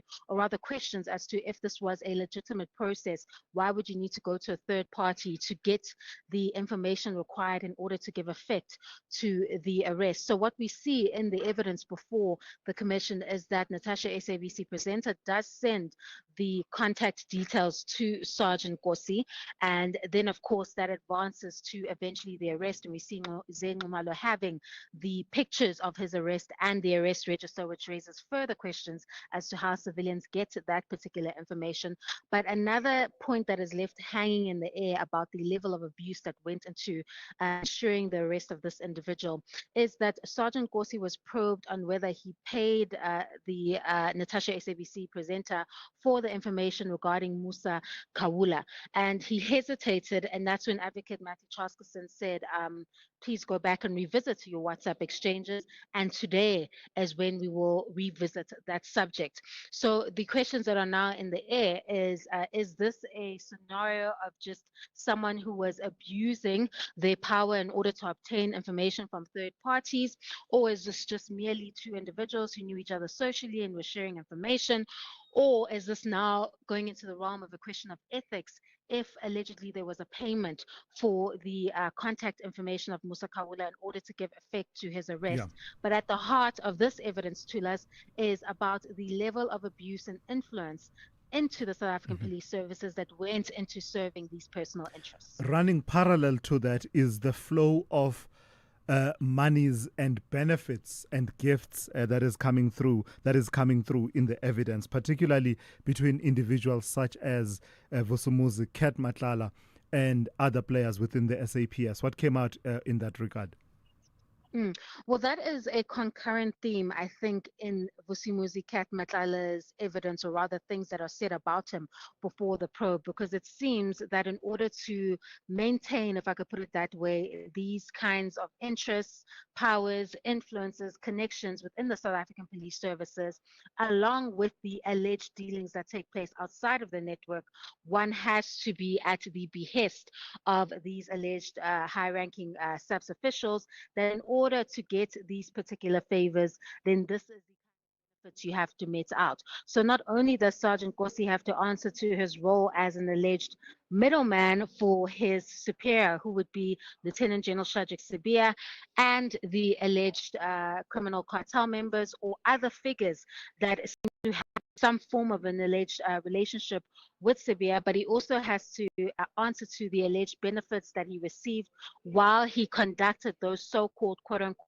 errands, or that he received alleged instructions from, allegedly, from Lieutenant General Shadrack Sibia, or the individuals who are said to be connected, rather, if you could put it that way, to Sibia to achieve that particular end, or whatever the case may have been in the material events that you're seeing being discussed before the probe. So there's a lot of issues that are going to be ventilated about Sergeant Gossi, and he's likely going to continue, if we go beyond the Musa Kawula reference, to contradict Lieutenant General Shadrack Sibia, because at all material times you see that Sergeant Gossi is someone who's not directly involved, but he is acting on someone's behalf, allegedly. So when you see those scenarios being brought up and you place it in context with Sibia's consistent denials, you're left with multiple versions on a particular event, and only one can stand. And it is now up to the commission to reach their conclusions as to what particular role Sergeant Gossi was playing in all of this as it played out at the time that it played out. All right, Kenny, thank you for that. We look forward to more of your reporting throughout the day. That's Kenny Mapanga, SABC News reporter who is watching the Madlanga Commission of Inquiry. Call Thulasizwe now, 086 000 2032. Quick reaction to the conversation we just had with the CRL Rights Commission chairperson Togo Mkhwanazi-Xaluva. I, Thulasizwe, churches, whoever does not want to comply with the supreme law of this land we call the Republic of South Africa must shut their doors. It doesn't matter, it's a church, it's a synagogue, it's what? All these organizations are not above the Constitution of the Republic of South Africa. Thank you very much. Good morning, Thulas and the team. Good show as always. Thulas, thanks for the interview with Ms. Xaluva. I think the best thing for her to do is just to say, I'm sorry, I retract those words, then we move on. Instead of her trying to justify and lying on national radio, that's not good for her. That's my take. Thank you, PK. Good morning, Mngoni. Good morning, Thulasizwe and the listeners. This woman that you've just interviewed, Mkhwanazi-Xaluva, if this is the mission of the organization that she's represented, that we voted for, then they must wait for the worst, because we're not going to vote for this organization again. And Desmond Tutu was right. He prayed for the fall of the African National Congress, and they are starting the fall of the African National Congress. Thank you. Because ANC somehow ANC was worked into that equation. Well, I suppose you are linking with them having led government, but this is a Chapter 9 institution, and it's meant to be independent in the work that it does. Anyway, let's go to N. Musa on standby with the latest news headlines. Good morning. Thanks to us. In the headlines, 2 people have been shot dead in a suspected taxi-related incident in Delft on the Cape Flats. Police officers responded to the scene last night. Former President Jacob Zuma's counsel says the High Court in Johannesburg must accept, in the absence of evidence to the contrary, that President Cyril Ramaphosa did not know Justice Sisi Khampepe had served as a Deputy National Director of Public Prosecutions and TRC Commissioner. Dali Mpofu made the plea to the justices presiding over the review application of Khampepe's refusal to recuse herself from the helm of the TRC cases inquiry. And Eskom will implement an average electricity tariff hike of 8.76% for the 2026-2027 financial year following approval by the National Energy Regulator. The adjustment will take effect from the 1st of next month for customers who purchase electricity directly from Eskom. I'll have details on these and other stories at 8. SAFM, guiding you through the rush hour traffic. Good morning. A reminder, if you come in from Lanesia, Protea, Glen, Eldorado Parkside, really heavy again through Deepcliff this morning. It's a police incident around the Deepcliff interchange. N1 backing up almost as far back as the Potchefstroom Highway. N17, an overnight roadworks change up this morning. You're Joburg bound in a queue moving to Osborne Road. So that N17 in from Brakpan Springs to Boxburg from Rondebolt down to Osborne Road. Very heavy backlogging going on there. The N4, Bakwena Highway coming through Durham Port Plaza in Pretoria. The queue there due to roadworks as you come off the N4 and turn on to the N1 South, and that's why it's so heavily backed up. N14 again going north on the Ben Scuman up towards Eupheus Road. Saw it yesterday, seeing it again today, causing some problems. Durban's Inanda Road, a crash just south of the N2 highway if you're coming in through Parlock area. That's pretty heavily backed up just near the SAB building. That's where that collision is, on that side of Springfield. The rest of Durban, well, the Higginson Highway still a problem, leaving Chatsworth down towards sort of Chatsworth Main, very slow there. Cape Town, Baden-Powell Drive, shut at Khayelitsha between the N2 and Muway. That's due to ongoing protesting in that area. And the big set of traffic lights north of the airport, Robert Sobukwe, Stellenbosch Arterial down for the second day in a row. All sorts of chaos around that junction. With your traffic update, I'm Rob Byrne. This is SAFM Sport with Zai Khan.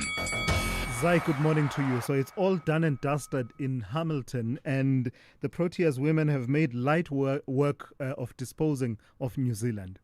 Oh, yeah, Thulas. The Proteas women, they set the target and then they slammed that door shut, beating New Zealand by 18 runs to level the 5-match T20 series at 1-all.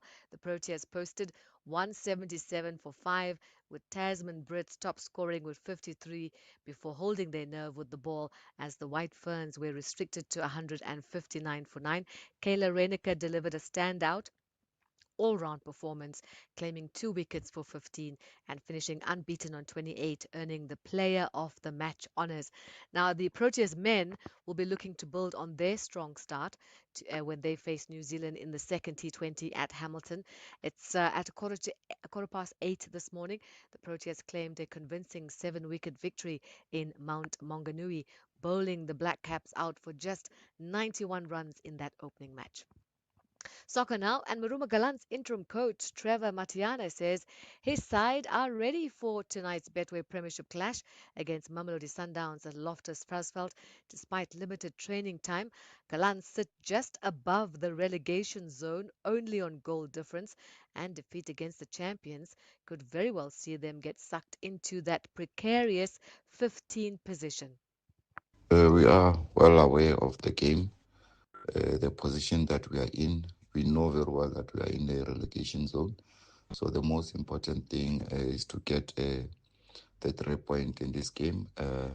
Every chances that we will create, we have to convert, make sure that we score, and we defend with more number at the back so that Sundowns won't get those half spaces that they want to use to attack us. So everyone is ready to play against Sundowns. So we're hoping for the best result. Moving elsewhere, Chelsea have been handed the Premier League's biggest financial penalty after irregular payments to agents were uncovered. The club must pay approximately 238 million rand following breaches between 2011 and 2018 during the ownership of Roman Abramovich. Investigators also uncovered undisclosed payments totaling about 1 billion rand, along with violations involving youth player registrations. Now, Chelsea's current American ownership group self-reported the irregularities after taking over in 2022. The club also faces a 9-month academy transfer ban linked to offences between 2019 and 2022. The investigation referenced transfers involving players such as Eden Hazard, Samuel Eto'o, Willian Ramirez, David Luiz, Andre Schürrle and Nemanja Matic, although no wrongdoing is alleged against the players themselves. And finally, golf. Phil Mickelson will make his live golf season debut this week in Johannesburg.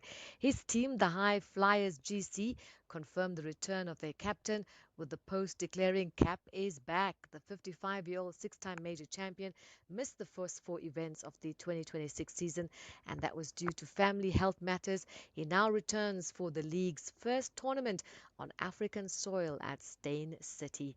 That's your sport. Swing back for more. Top of the hour. I'm Zai Khan. The Business Update on SAFM. Good morning to you once again, Dowling here. Where's Alan? Eh? What were you doing? What's going on? This idea of multitasking. Siyasebenza la. Stop multitasking. Tell me about ShopRite broadening its financial services offering with R&A Cellular Investment. Which one is that?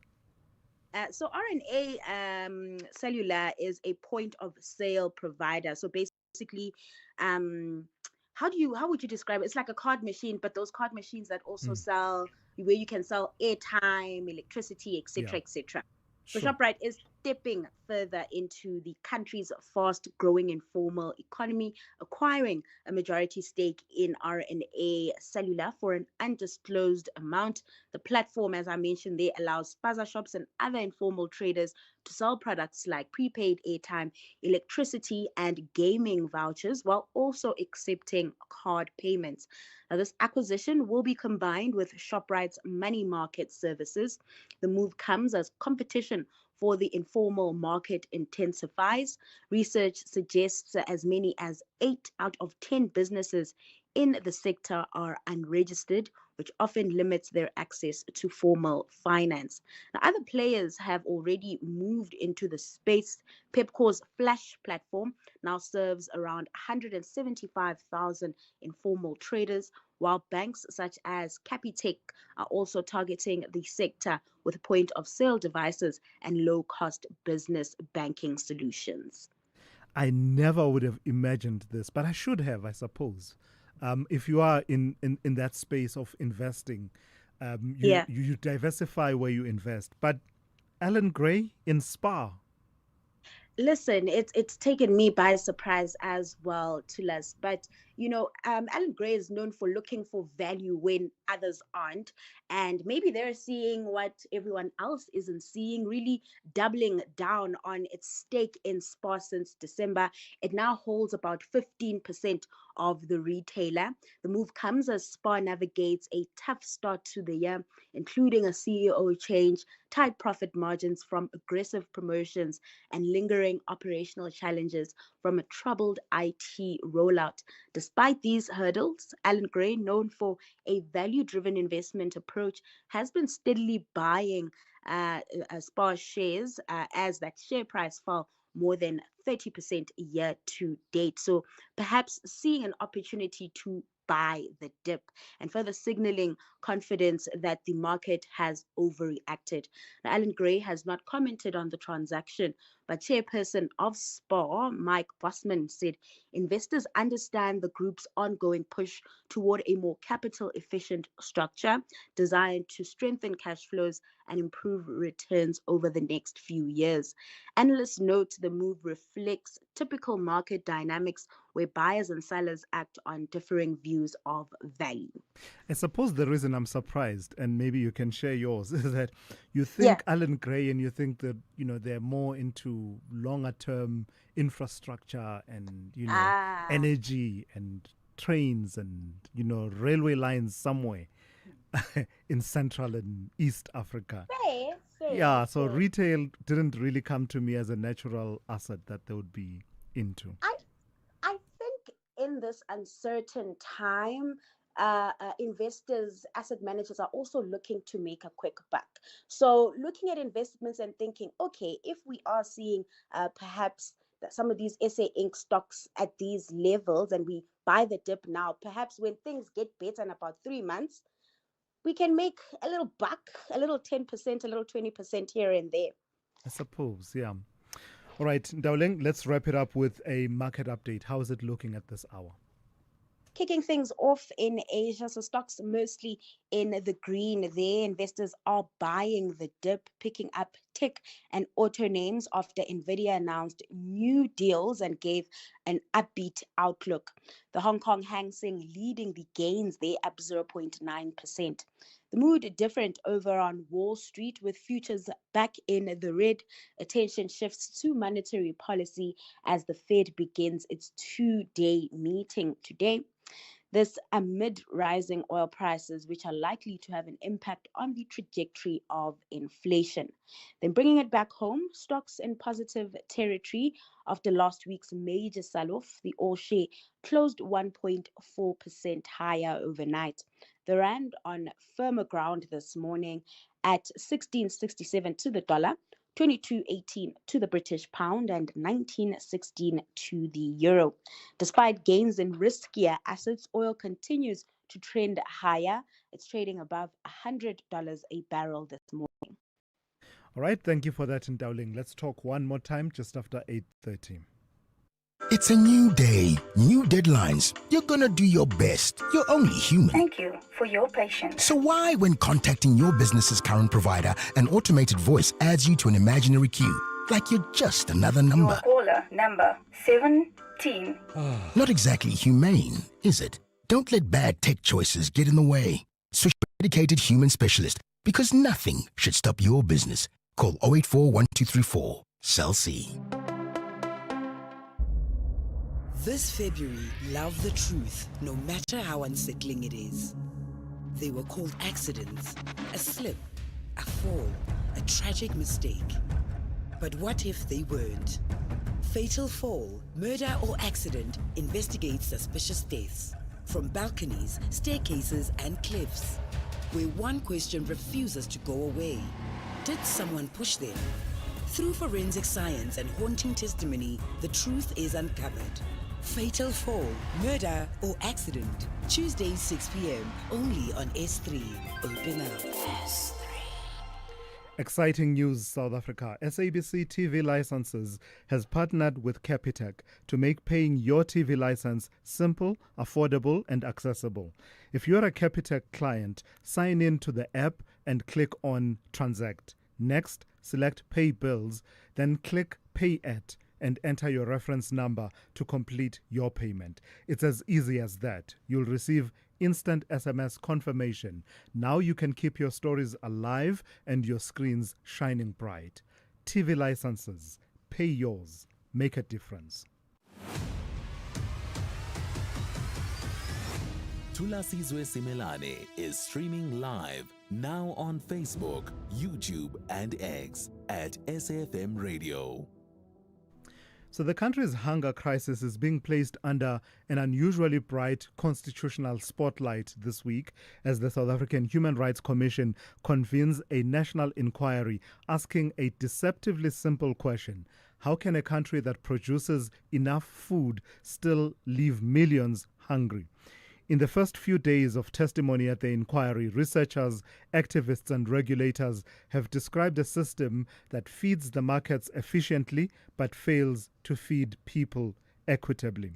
The hearings heard that roughly 14 million South Africans went to bed hungry in 2024, while malnutrition continues to stalk children in a country with one of the continent's most advanced agricultural sectors.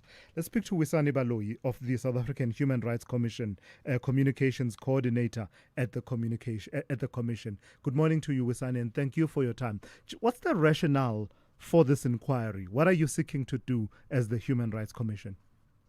Good morning to Thulasizwe and good morning to the listeners. Indeed, as per the statistics that we're providing, they further say 1 in 4 people go to bed hungry. And this is a huge challenge in South Africa. And as a result, you recall that a few years back, the Commission conducted an investigative hearing on malnutrition in the Eastern Cape following the death of children there. But also our work revealed that this challenge of food is not only linked to the Eastern Cape but to other provinces as well. Commission's work and monitoring has revealed that there's a greater challenge of the issue of hunger within the country. We have received a number of complaints, and as a result, the Commission saw it befitting to conduct this investigative hearing to look into the food systems as a whole to ensure that we deal with the root causes of this big challenge that is facing the country.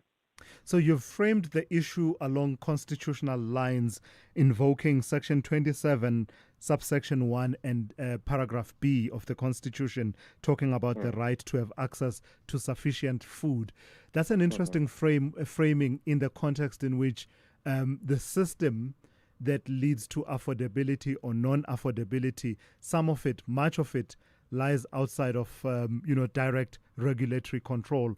Some would say the markets tend to take over in that regard. What do you consider to be in your toolbox in trying to fix and remedy that situation, the disconnect between the right as stated and the realities of how the food system works?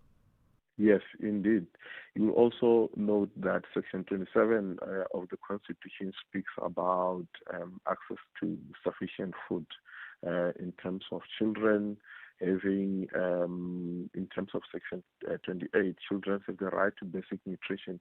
But when you look into the whole value chain of access to food, many issues came, even in terms of NGOs and individuals who were giving testimonies before the Commission to say, one, there's the issue of saying affordability of food. Is the food that is being sold affordable to the people? Are the grants that people are getting at various levels able to provide them access to this nutritious food? But also the food that people are consuming as a whole, are people aware of the nutrients that are in this food? Some of the evidence that was provided was the issue of people eating more ultra-processed food than food in its natural state. They made an example of a corn, which people would eat corn as corn, but they will eat sweet corn as processed food, but they will eat corn chips as ultra-processed food, which in turn it contains a lot of fats, contains a lot of sugars, contains a lot of salt. And these are, as per the testimonies that were brought before the Commission, are equated to causing obesity and number of diseases. But also, when you look into the number of people that came to demonstrate to say, we are in agreement with the Commission to hold this inquiry, they said they are getting SRD grants, but those SRD grants don't even provide anything to them. So the right to food is linked to equality, is linked to dignity, but also when you look at children, if they are not getting nutritious food, it affects their brain development. It affects issues of stunting. So when you look into the right to food as provided for in the Constitution, there's a number of issues that are attached to it which affect people on a daily basis. But also the marketing of food also is another issue that was brought to the fore to say these ultra-processed food are marketed in a way that people will see as food that they're supposed to eat.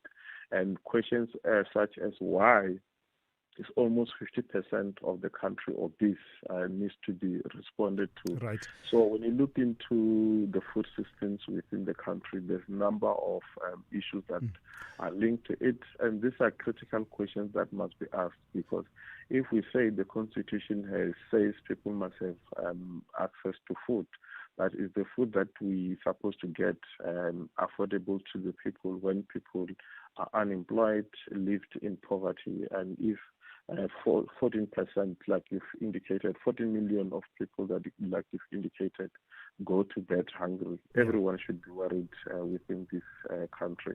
All right, let's leave it there for this morning. Thank you for your time. Wisani Baloyi, the South African Human Rights Commission Communications Coordinator. SAFM, guiding you through the rush hour traffic. Think about traffic, it's pretty standard, from one day to the next. So what we like to do is find the unusual ones. We've got a couple of those this morning. Number one, coming out of Brakpan Springs and Boksburg on your way to Joburg. Massive roadworks all over that N17. They do change from time to time, and they changed last night. The lane closure is now in on the Joburg-bound carriageway, N17 approaching Osborne Road, and that's why you're stuck as far back as the Rondebolt Road exit. Very heavy queues getting through there. Also, the roadworks that we had this morning that overran on the N4 Bakwena Highway, top of Pretoria, still there, so very unusual getting through Durham-Port Plaza on the N4 Bakwena. The roadworks on that ramp as you pick up the N1 South, and that's why it's very slow. Also, Eskia and Pathvalley really badly backed up this morning into Pretoria from the Montpellier Highway on-ramp all the way down through Van der Hof and down deep into Marabastad territory. If you're running into Pretoria CBD, that's heavy. A crash on the N14 Krugersdorp Highway at Brakfontein, so that's a heavy queue coming up from the Pretoria West exit, and Vrede Road as you move east out of Centurion up towards the N14 bridge. That's been a problem the last couple of days. I think we saw it late last week, seeing it again today. Durban, queues on the N3 inbound to Pavilion Mall. The N2 both ways between Umgeta Road and Spaghetti Junction, fairly packed up. And the Higginson Highway starting to ease out of Chatsworth. Still busy towards Chatsworth Main, but easing up. Cape Town, big fatal collision on the Wellington Road. Durbanville, just by Brackenfell Boulevard. It's quite a heavy backlog in that area. Lights are down day 2. Robert Sobukwe, 35th and Stellenbosch Arterial. Traffic nightmare getting through that particular junction. And Baden-Powell Drive still closed. Looks like the closure is narrowed to between Walter Sisulu and Muway. That's where the protest is. Bottom of Khayelitsha, there's a local little detour you can do through there. Others are going off the N2, avoiding Baden-Powell closure and causing an almighty backlog on Spine Road. Trying to get through Khayelitsha, the big queue there from the N2 down to Jafta K Masemola, trying to push through to Strandfontein on an alternative routing. Rob Byrne, SAFM Traffic. This February, love staying informed. As your day winds down and the evening begins, Primetime News moves to a new home. Weekdays at 6 p.m. The stories that matter, the context you trust, the news that connects you to South Africa and the world. Because loving what you watch also means trusting what you hear. Primetime News airs weeknights at 8 p.m. only on S3. Open up. S3. Whether it is a CCMA referral, problems with a mechanic, unfair blacklisting, or an uncontested divorce, Clientele Legal offers professional legal services to all South Africans. Our plans are affordable, and you receive up to 745,000 Rand worth of legal services per year. We cover civil, criminal, and labor-related matters. Our nationwide legal teams are standing by to support you 24 hours a day. Plus, all plans include a 5,000 Rand bail benefit. Join today.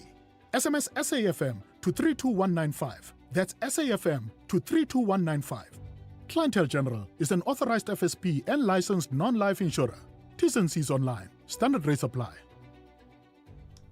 Get ready for something exciting. South Africa's biggest celebration of innovation is here.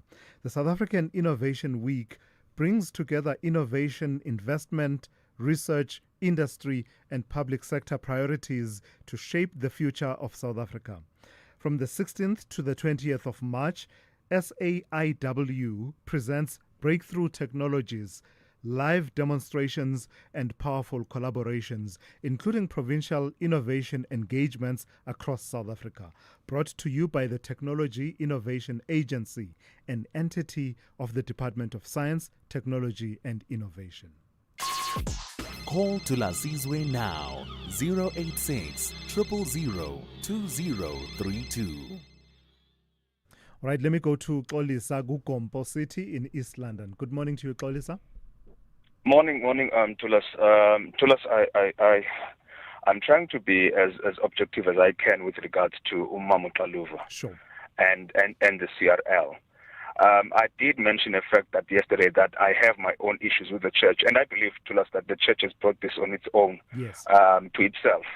However, Thulas, it is very, very difficult not to detect the loathing in Mamukaluva towards the church. And Thulas, let me say this: ZCC does not represent me. The South African Council of Churches does not represent me. And I don't think the Pentecostals or Charismatics, as myself, have been consulted on this regard. And you've asked her a good question. Did you say this? And you can hear how evasive she is towards that. Tulas, let me take you back. These isolated cases that I mentioned yesterday, which are bringing the church into disrepute, most of them are perpetuated by foreign so-called pastors, and I call them fake pastors. And those people used our porous borders to come into this country, and some of them have been aided by the so-called government that now has to regulate the church. Now, you can't help but to notice her posture towards the church, and without any fear to us of contradiction. You know, the Christ that I serve says that he will build his church, and his church, even the gates of hell shall not prevail against it. You know, what is happening currently is a persecution to the church, because you will have sangomas who have been practicing since donkey years, who have been doing things that when you look at them, you cringe. And there was never a noise around that. And I so wish people can be able to address the issue of Umamu Kaluva. Because the way that she talks about the church, and he talks about the regulatory system that is burdensome. Because right now, our church is registered. Our church has got a constitution. And our church is still applying for an NPO status. You understand? So I wanted to come into us and just say that we must be able to sit down and talk about these things. And I also wish that they can have someone who is from Pentecostalism or charismatic churches to actually come and be part of the commission, not take someone who does not believe in the very same church that they are actually trying to regulate. Gotcha. Kolisa, let's hear what other people have to say about that. Thank you for those inputs and for following through. Yesterday, Kolisa had called in at the point at which we spoke to Pastor Mukuba and made those inputs, and now following through, having heard Togo Mkwanazi Kaluva. Let me take a few of the voice notes that have to do with that particular conversation. Tulas, good morning. I think the mushrooming of these charismatic churches can only be sorted out by the government. There's no way that we're going to wait for people to come and fill in documents and have AGMs and all these fancy things before they open churches, because as soon as they open a church, money starts flowing in. It's up to the government to make sure that they do not allow these things to happen, whether you're foreign or you're a local resident. Otherwise, it's an easy get rich quick scheme. Thank you very much. Atapolokwan. Hi, Thulasizwe. I was disappointed with the lady backtracking on what you said she had said previously, and her saying she can hear God speaking to her. Thulasizwe, if you hear anything that is said in your head and no other people can hear it, you need to rush to the psychiatric ward. There is something wrong with your brain. There's something wrong with your mind. You need help urgently. Nare from Midrand. Good morning, Mngoni. Good morning, Thulasizwe and the listeners. This woman that you've just interviewed, Mkwanazi Kaluva, if this is the mission of the organization that she's represented, that we voted for, then they must wait for the worst, because we're not going to vote. I think we had played that voice note a bit earlier on. Thank you for those. So, varied views there. Interesting diversity of views that is being presented. As for the point about people hearing voices, hearing the voice of God, the point I was seeking to make, and I see that I'm taking a fair amount of heat. Let me just say this before I go to N. If 8 months ago I said, if you hear the voice of God, you must go to a psychiatric ward, that's 8 months ago. Then today I say, people do hear from God, including myself. Let me just say, I'm not going to argue with anyone. Attack me, it's fine. All I will say is, the two statements are not compatible. Make it make sense. That's it. And if you believe you were wrong the last time, own up to it and say, I misspoke. Or if you believe you are right now, say, no. You know what I mean? That's it. I'm not going to defend myself. If you don't see that the two statements are mutually destructive, I can't help you. And Musa on standby with the latest news. Outsurance Essential is made for older cars. Claims are paid in cash within 5 working days, and you choose your own panel beater. SMS CAR to 43185. That's CAR to 43185.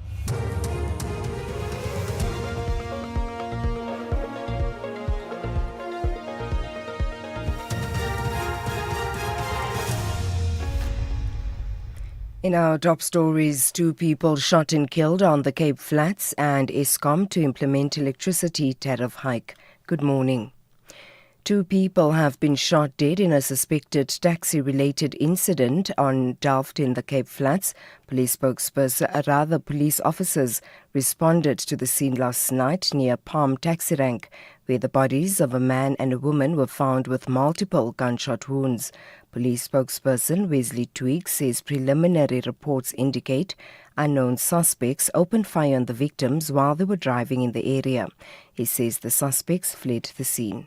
Meanwhile, SAPS and other law enforcement agencies were deployed to the taxi rank and taxi routes in Delft area to monitor the situation and to respond to any eventuality that may arise. National Police Commissioner General Fani Masimula will appear before Parliament's ad hoc committee this morning. Masimula is returning to the committee to answer to some of the matters that arose during the course of the committee hearings.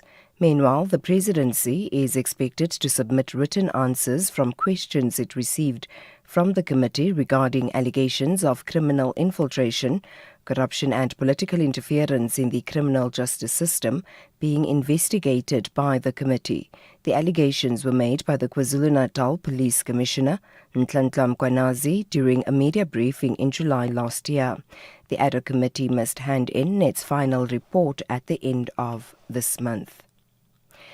Pelamine Mugabe, son of former Zimbabwean President Robert Mugabe, and his co-accused Tobias Matonodze are back in the Alexandra Regional Court this morning, where plea negotiations are expected to begin.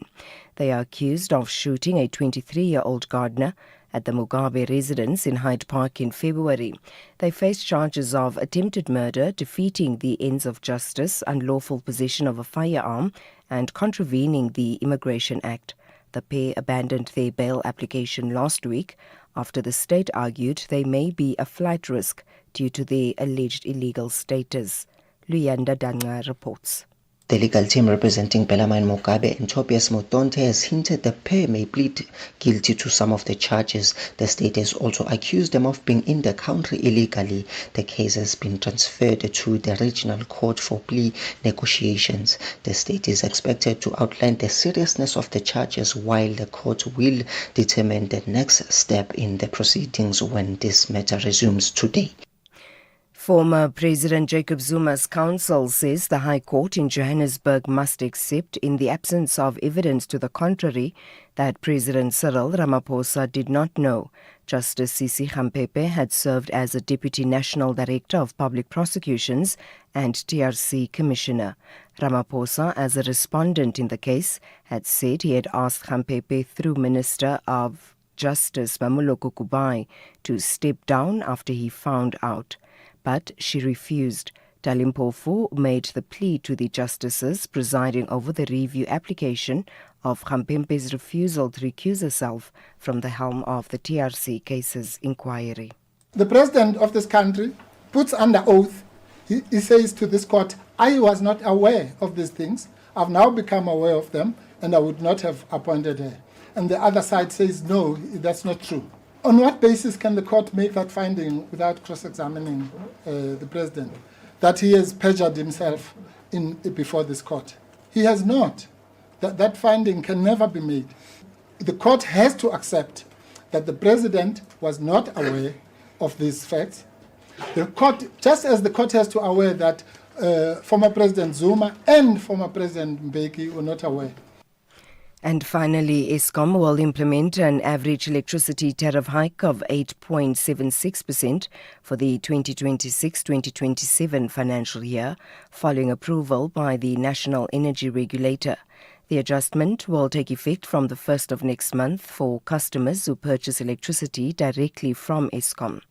The increase in tariffs are expected to place additional pressure on households and businesses who are already struggling with the rising cost of living. Eskom spokesperson Daphne Mukwena. NERSA has approved an average electricity price of 8.76% for customers supplied directly by Eskom. The new tariffs will apply from 1st April 2026 for Eskom direct customers. Municipal bulk purchasers will implement their tariff increases averaging 9.01% from 1 July 2026 in line with the Municipal Finance Management Act, which requires municipalities to implement tariff changes at the start of their financial year. Recapping the top story, 2 people have been shot dead in a suspected taxi-related incident in Delft on the Cape Flats. Police officers responded to the scene last night near Palm Taxi Rank, where the bodies of a man and a woman were found with multiple gunshot wounds. For SFM News, I am Anne Musa. Theft, accident, and 1 million rand third-party cover for your older car. Outsurance Essential has it all. Get a quote. SMS car to 43185. That's car to 43185. Like a Polaroid camera, your car may be older, but it's got character. Now with Outsurance Essential car insurance, you could get savings too. 52-year-old Simon pays only 432 rand a month for his 2007 VW Polo and gets third-party cover of up to 1 million rand. Get Outsurance Essential car insurance today for unfinanced cars older than 5 years and valued at less than 130,000 rand. SMS car to 43185. That's car to 43185. Outsurance, licensed insurer and FSP. T's, C's and information online. It's a very good morning to you in your SFM Sports Headlines. Cricket, the Proteas will be looking to build on their strong start to the series. They face New Zealand in the second T20 in Hamilton at 8:15 this morning. And we also bring you news from athletics, and the Zimbabwean runner Fortunate Chidzivo returns to the Two Oceans Half Marathon, hoping to relive her famous 2022 victory. We'll have details around 8:30. SAFM, guiding you through the rush hour traffic.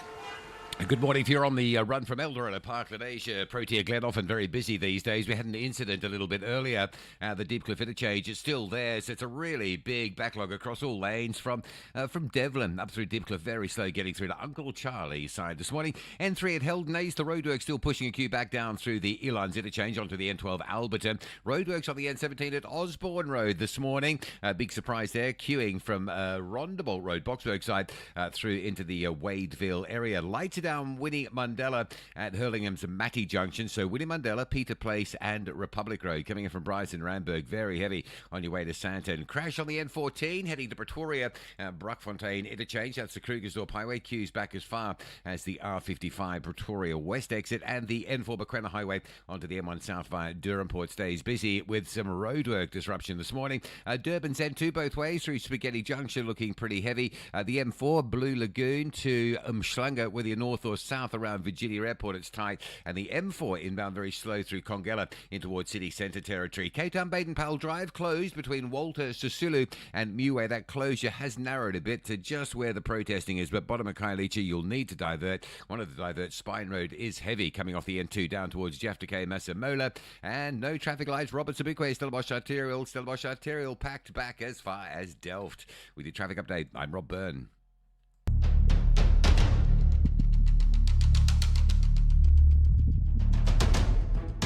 The Morning Brief with Thulasizwe Simelane. Weekdays, Monday to Friday, 6 to 9 a.m. The Morning Brief with Thulasizwe Simelane. Weekdays, Monday to Friday, 6 to 9 a.m. It has just gone 10 minutes after 8. Good morning and welcome to it, the third hour of the Morning Brief on SAFM 104 to 107. But as always, live on all of our digital platforms. As we always do, let me start with one or two of your messages. I won't read as many as I usually do because we do have 2 interviews to get through within this half hour. So let me start with this one. Someone says, Thulas, please reprimand these anti-African spirituality comments made by Xolisa. Very distasteful. So I think it's an allusion to what Xolisa said about Sangomas who have done despicable things, to the extent that it came across as a generalization. I did not pick it up that way, but to the extent that it did, Xolisa, it is something that generalizations are generally problematic. So I suppose I should have called it out at that point. It's kind of hard to reprimand him now, but you get the point. Generalizations, dangerous, always dangerous. Just like there are Sangomas who have done despicable things, there are pastors who've done despicable things, and so on and so forth. I think that goes without saying. Then someone else here says, and I'll read these messages, and I've made my point about it, so not defensive at all. Thulas, there was no need to seek to be controversial. Yes, the lady may have made the statement, but in the context of when the statement was made, you should have read between the lines and allowed her the opportunity to rephrase her statement for the record.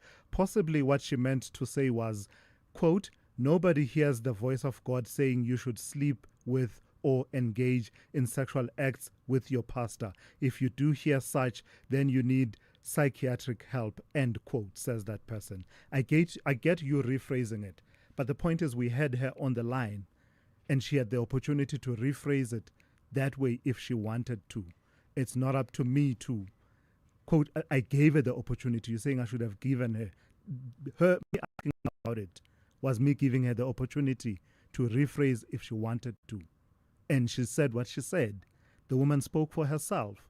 I'm not responsible for what she said. And I raised it simply because in the context of people calling for her to resign, guys, I don't know what, sometimes in the context of people calling for her to resign or be removed, this is one of the comments they're citing. They're saying, no, when now you're doing the bidding of, I don't know, whatever agendas you've said X, Y, and Z. She gets on the line. I ask her. She gives a story that's different from what she said. I confront her with it. Then I'm still wrong. Then someone else here, AP, says, Dear Thulas, I usually find you to be quite an unbiased, objective interviewer when engaging with guests. However, when you interviewed this lady, the lady this morning, in relation to her stance on hearing from God, your line of questioning really assumed a stance of a religious, biased view. Remember, it is our belief, not knowledge. Remember, in a democracy, it's important that journalists hold space for the dissenting view. I agree with you 100%, AP. 100%. But what she was saying, that she said a couple of months ago, simply wasn't backed by the evidence of the video that's out there. So are you saying I should have let her say something that's different and reframe what she said in this interview this morning, when I know for a fact, yesterday I didn't know of the comments. Then I went and listened to the comments ahead of this interview, because this is part of what people are confronting her with. So I've listened to it, and now she says something different, so I should have kept quiet so that I remain unbiased. I don't know. I leave it there. As I was saying, the two statements from a couple of months ago and how she was framing it this morning are not compatible. And in the end, actually, she came around to accepting that they're not compatible. And the statement, as I had framed it, is what she had said a couple of months ago, insisting that there was a context within which she had made those comments. But anyway, it's fine. We'll leave it at that. Someone else then says, wow, you are also defending religion, Thulas, with laughing emojis. Not defending religion. I just know that people have a right to hold a religion and hold those religious views firmly. I don't have to agree with those religions. I don't have to agree with the tenets of any faith. But I respect that people have that right. 14 minutes after 8. Let's get into it. The third hour of the morning brief. This February, love the truth, no matter how unsettling it is. They were called accidents, a slip, a fall, a tragic mistake. But what if they weren't? Fatal fall, murder or accident investigates suspicious deaths from balconies, staircases and cliffs, where one question refuses to go away. Did someone push them? Through forensic science and haunting testimony, the truth is uncovered. Fatal fall, murder, or accident. Tuesdays 6 p.m. only on S3. Open up. S3. In life's most challenging moments of loss, compassion can be your greatest comfort. You shouldn't have to face the financial burden of losing a loved one by yourself. Rest assured, Clientele's funeral plans pay out cash within 24 hours. You can cover up to 13 family members on one plan, ensuring all your loved ones are taken care of, and 3 children are covered at no additional cost. With Clientele, you are not just buying a plan, you are also buying peace of mind. When the time comes, you will need to make important calls with your 200 Rand airtime you will receive when you claim. Plans offer double accidental death cover as well as a transport, grocery and unveiling benefit. Apply today, it's easy. There are no medical examinations and no paperwork. SMS SAFM to 48031. That's 48031. Clientele Life is an authorized FSP and licensed life insurer. T's and C's online. Standard rates apply. Exciting news, South Africa. SABC TV Licenses has partnered with Capitec to make paying your TV license simple, affordable, and accessible. If you're a Capitec client, sign in to the app and click on Transact. Next, select Pay Bills, then click Pay At, and enter your reference number to complete your payment. It's as easy as that. You'll receive instant SMS confirmation. Now you can keep your stories alive and your screens shining bright. TV licenses. Pay yours. Make a difference. This is Thulasizwe Simelane on the Morning Brief. The country's booming short-term rental market, fueled by platforms like Airbnb, is increasingly forcing policymakers to confront a difficult balancing act between tourism growth, neighborhood impacts, and fair competition in the accommodation sector. Now the country's tourism authorities are attempting to sketch out some ground rules. Tourism Minister Patricia de Lille has gazetted a draft code of good practice for short-term rentals, inviting the public and industry stakeholders to weigh in on how the fast-growing sector should conduct itself. The proposal is intended as a framework to guide responsible behavior while government also reviews broader tourism legislation. Minister Patricia de Lille joins me now for that conversation. Good morning to you, Minister, and thank you for your time. I suppose a starting point is the mischief rule in law. What is it that you are seeking to address? What's the mischief you are seeking to address, or the gap you are seeking to plug with these this draft code of good practice? Good morning to Thulasizwe and your listeners. Of course, you know, the current act, as it stands in Chapter 2, provides for the minister to issue codes of good practice to guide conduct relating to tourism services and other products. So in the guidelines, what we are trying to address is to speak about responsibility, so that the host should act in an ethical, appropriate manner within the short-term rentals, but also the responsibility to inform guests of the relevant bylaws, the body corporate rules, and also, the rules around noise and parking and all of that. But the host must also ensure that they comply with all applicable tax obligations. And it's really a start of a conversation, because when the existing Tourism Act was conceived in more than 10 years ago, this sector was not so prominent. But this sector also provides a choice for travelers.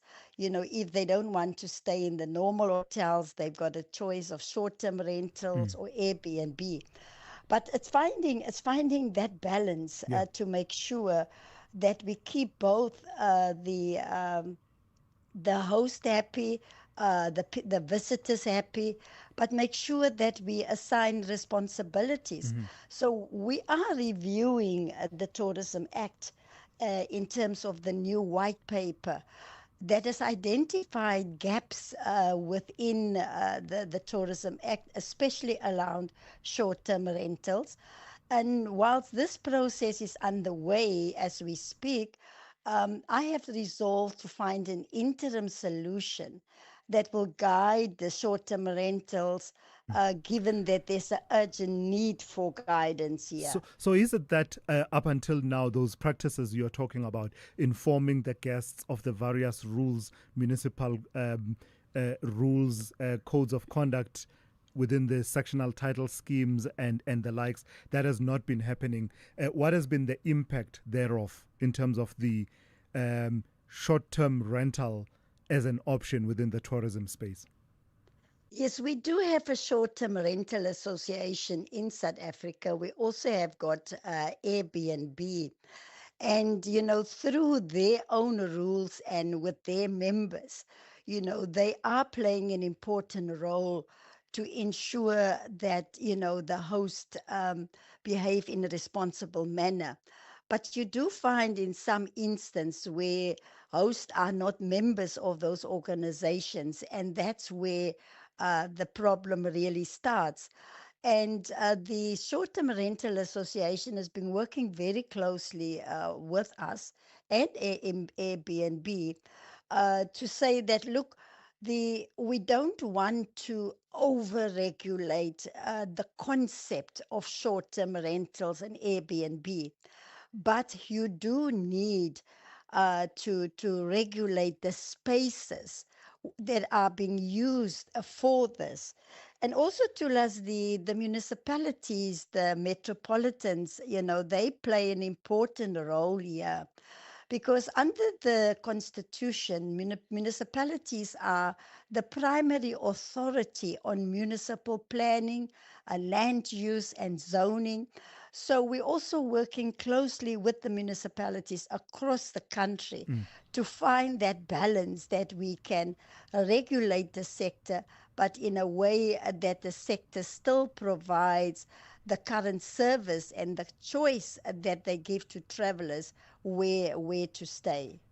So is there space anywhere as a parting shot, anywhere in that conversation, Minister, with the draft code of good practice that talks to the concerns that have been raised about how the rise in short-term rentals has skewed the market, rentals and the likes, affordability for people who actually live in the city, and in a way driven gentrification in some instances, and the pushing out of people who actually work in those city centers, and neighborhood impacts? Is that part of the conversation?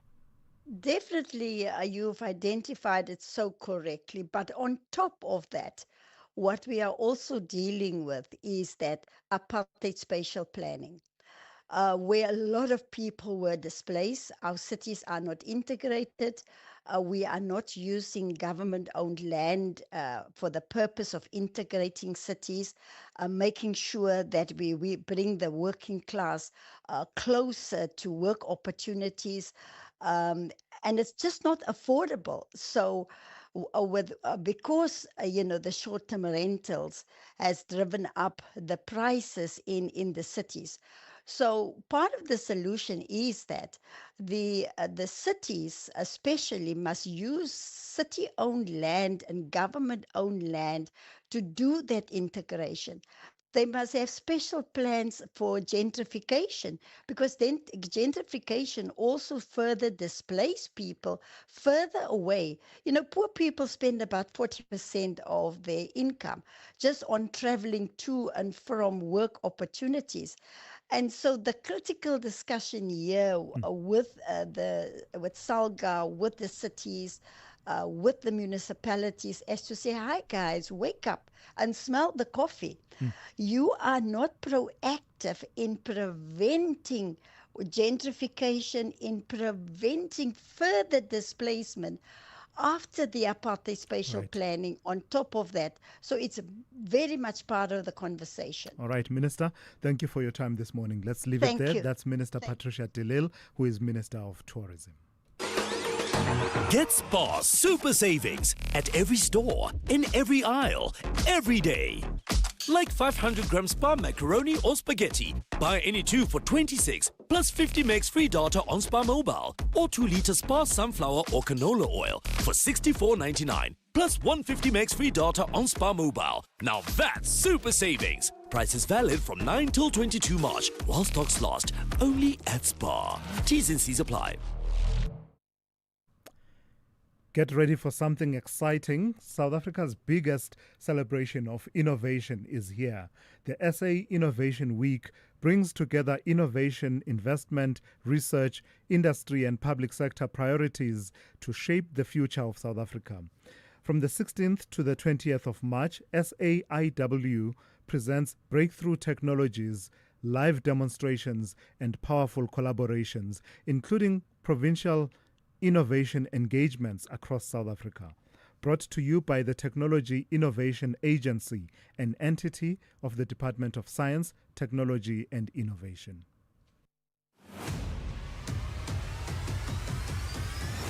Thulasizwe Simelane is streaming live now on Facebook, YouTube and X at SFM Radio. Right, let's talk about the Buy Local Summit and Expo. The growing illicit trade and offshore e-commerce platforms on the country's economy will be a key focus at the Buy Local Summit and Expo happening in Johannesburg, hosted by Proudly South African at the Sandton Convention Centre on March the 16th and 17th. The summit will bring together government, industry leaders, labor organizations and entrepreneurs to examine how illegal trade and global online retailers are affecting local industries, jobs and economic growth. Eustace Mashimbia is CEO of Proudly South African. Good morning to you and thank you for your time. So frame the conversation for us then. This is the 14th iteration of the Buy Local Summit and Expo. What's the focus this year? Good morning to listeners and to your listeners too. So the focus for this 14th iteration, as we put it, of this event is to try cast a spotlight on the impact of the illicit economy on the South African economy at large, as well as to focus on other unfair and illegal trade practices that are just making it difficult for us as an economy, but for us as Proudly South African to achieve what we're trying to achieve, which is recapturing the market share for all industries where we are already competitive in the country. And so whether it's dumping of products from outside of South Africa, under declaration that happens, the counterfeit products that have proliferated our economy.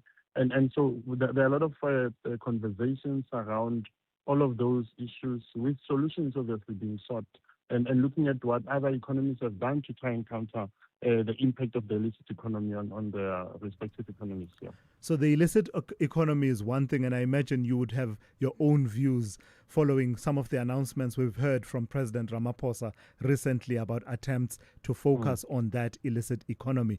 The other, though, is competitiveness in the face of rising e-commerce, where the costs of inputs are different for those who produce locally versus those big e-commerce platforms.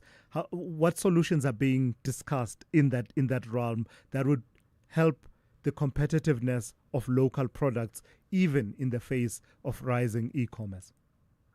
And so because today's day two, yesterday, which was the first day of the event, there was a conversation which also included the commissioners of the Competition Commission and the National Consumer Commission and other stakeholders. And one of the things that came out which addresses what you've asked is the fact that when you aggregate demand to us, and when we start all rallying behind locally made products, whether as the private sector, through the different retailers, as us as consumers, we are going to help drive down the input costs because of economies of scale. And that will help our domestic industries get to a position where they can compete, especially when you talk about clothing and textile.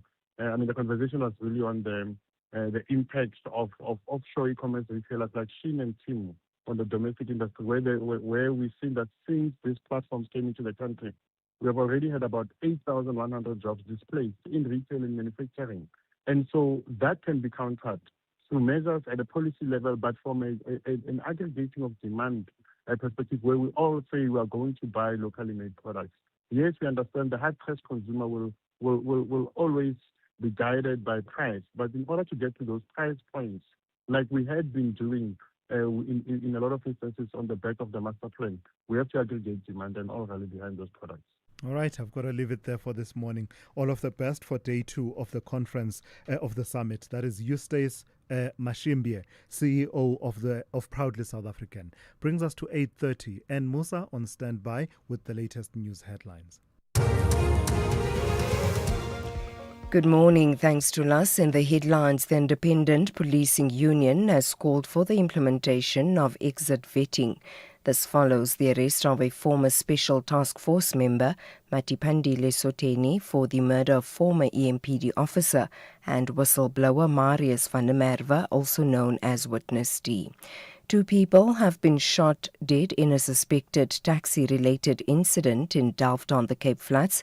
Police officers responded to the scene last night near Palm Taxi Rank, where the bodies of a man and a woman were found with multiple gunshot wounds. And more European leaders have rejected President Donald Trump's demands for help in securing the passage of ships through the Strait of Hormuz, which is under an Iranian blockade. I'll have details on these and other stories at 9. SAFM, guiding you through the rush hour traffic.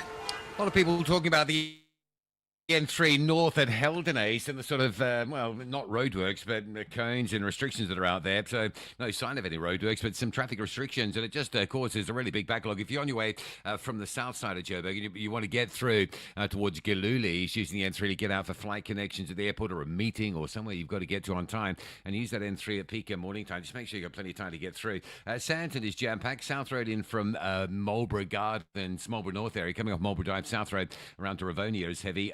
William Mandela, Republic Road, Peter Place out of Bryanston and Randburg on your way down onto Sandton Drive. That's all badly backed up. So a lot of traffic. Looks like a busy day into central Sandton. The R21 is queuing up towards Clayville. If you've left the airport, it's heavier than normal, heavier than you might be expecting, approaching that restricted section by the sinkhole at Olifantsfontein. Still queuing up on the N4, Bakwena Highway, top of Pretoria onto the M1 South. It's roadworks as you come out of the Durbanport Plaza area onto that ramp. Very slow there. Durban's N3 inbound, heavy queues towards Pavilion, backlogs to Paradise Valley. If you're leaving Pinetown, very slow getting through towards Durban, towards that Pavilion Mall area. And Cape Town, Baden-Powell Drive still closed. The closure now just between Meway and the Walter Sisulu junction. So that's where the protesting is. That's where the closure is. I believe there's a local detour around that one. N1 outbound, a crash before Durban Road at Belleville, causing a bit of a delay. The N1 into town, very heavy this morning from Plattekloof all the way through to City Centre. And Robert Sibukwe, Stellenbosch Arterial, big queues at the top of the airport. No traffic lights, day 2. Rob Byrne, SAFM Traffic. This is SAFM Sport with Zai Khan. Zai, am I misreading your talking point here? Are both the Proteas and Proteas women in Hamilton at the same time? Yes, it's a double header. Oh, okay. We're really going for New Zealand, eh? We want to flatten them, finish them. Absolutely. We want to make sure we keep that flattening momentum going after taking the series lead. So, this morning the Proteas decided to bowl first. We won the toss, and it's interesting to see how this is going to pan out, considering that New Zealand are currently at the crease. They are on 31 for the loss of no wickets. And this is after 4.1 overs. So let's hope that the Proteas can tighten their grip, and looking forward to seeing that, the Black Caps, who have made a steady start, and they've got Devon Conway unbeaten there at the crease. But we do lead this 5-match series 1-0. And earlier this morning, we crossed live to exciting action where the Proteas women, they defeated New Zealand by 18 runs in Hamilton to level the 5-match T20 series at 1-1. The Proteas posted 177 for 5, with Tasman Brits top scoring with 53, before holding their nerve with the ball as the White Ferns were restricted to 159 for 9. Soccer now, former Mamelodi Sundowns coach Rulani Mokwena has been detained in Algeria after allegedly attempting to leave the country with undeclared foreign currency. The 39-year-old was stopped by custom officials at the airport in Algiers. South Africa's embassy in the capital says it has been notified of the arrest and is providing consular assistance to Mokwena. The coach had recently left MC Alger and was expected to join the Libyan club Al Ittihad as head coach. The UEFA Champions League last 16 second leg matches take centre stage tonight. Arsenal host Bayer Leverkusen with the tie finally balanced at 1-1 on aggregate, while Chelsea face a tough task against Paris Saint-Germain, trailing 5-2 from the first leg. Manchester City also have work to do against Real Madrid, needing to overturn a 3-0 deficit. And earlier, Sporting Lisbon will take on Bodo Glimt, hoping to fight back after losing the first leg 3-0. In the meantime, the FIFA World Cup 2026 will take centre stage from the 11th of June to the 19th of July, with the tournament broadcast live on SABC3, SABC Plus, and SABC radio stations. Now, the South African Sports Association for Physically Disabled, their president, Jean Miguel, says the upcoming nationals will provide para-athletes an opportunity to secure qualification for the Commonwealth Games. The nationals take place in Stellenbosch from the 27th to the 31st of March. We are having 8 sporting codes. This is a super dynamic championships. We are having athletics, which is a sanctioned event. What happened at athletics is that athletes will have an opportunity to better their ranking. That's why it's called a sanctioned event. And we have athletes coming from Lesotho as well, coming to better their ranking, because as we know, it's Commonwealth Games. And at this national championships, athletes have an opportunity to qualify for the Commonwealth Games, which will be.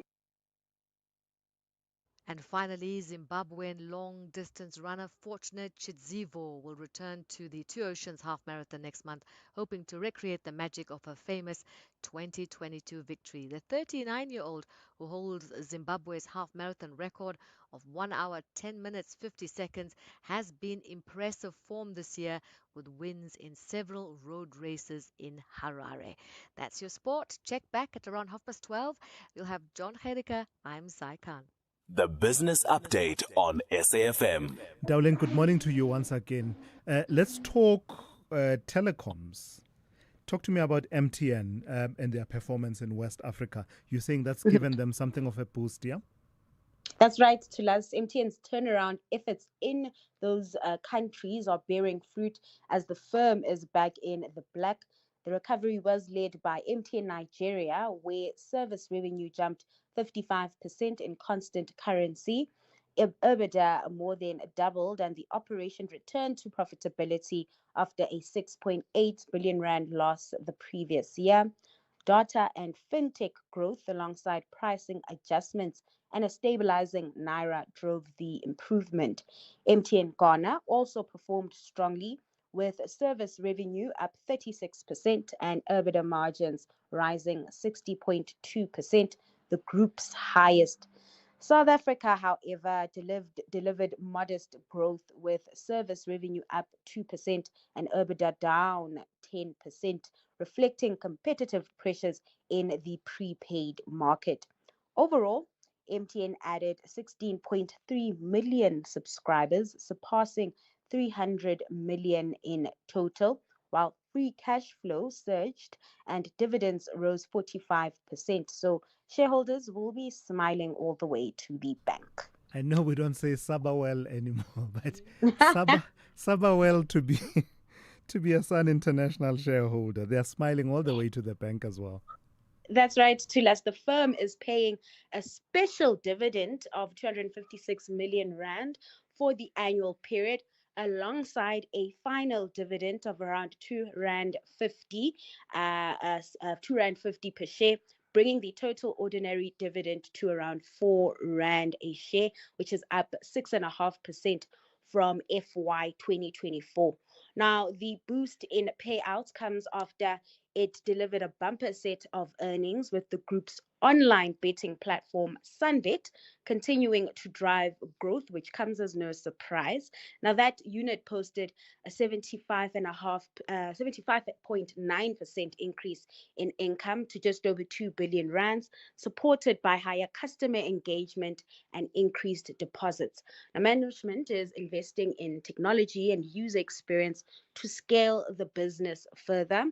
Its land-based casinos remain a core revenue driver, accounting for just over half of total income of 12.9 billion rands. Now, commenting on the rapid rise in online betting in the country, CEO Ulrich Bengtson stressed the need for a balanced regulatory framework, warning that a proposed 20% gambling tax could harm the regulated online market. The company says it remains committed to responsible gambling while supporting sustainable growth. All right, Ndauling, let's close it off then. Wrap up everything you've told us this morning and the scene that it sets for the markets today. Looking at the JSE, local stocks could be in for another day of green screens to us following international peers. In terms of company news, investors will be waking up to numbers from Old Mutual, Lipstar and Stadio. So lots to digest at the open. Moving over to currency markets, the rand making steady gains this morning. It's at 16.77 to the dollar, 22.27 to the pound, and 19.23 to the euro. Despite risk being on, oil continues to trade higher, sitting above $100 a barrel. And then back to equities, US futures surprisingly in the red, even as risk remains on. Attention on that front shifts to monetary policy as the Fed's two-day meeting begins today. Expectations, of course, are for a hold, but we all will be waiting in anticipation to hear from Fed Governor Jerome Powell. Ndauling? All right, we lost the line to Ndauling there. We definitely did when you hear that sound. But anyway, it doesn't matter. I think we had covered enough from Ndauling's updates. That's Ndauling Lechela, who's kept you updated on business, economics, and the markets. The Red Bulls and the Krijgkouwers are on a mission to finish the season as high as possible, with ambition driving every pass and every tackle. The question is simple: who wants it more? This is the Bundesliga. Football as it's meant to be. Witness the thrilling battle between RB Leipzig and TSG Hoffenheim this Friday, 20 March at 9:30 p.m.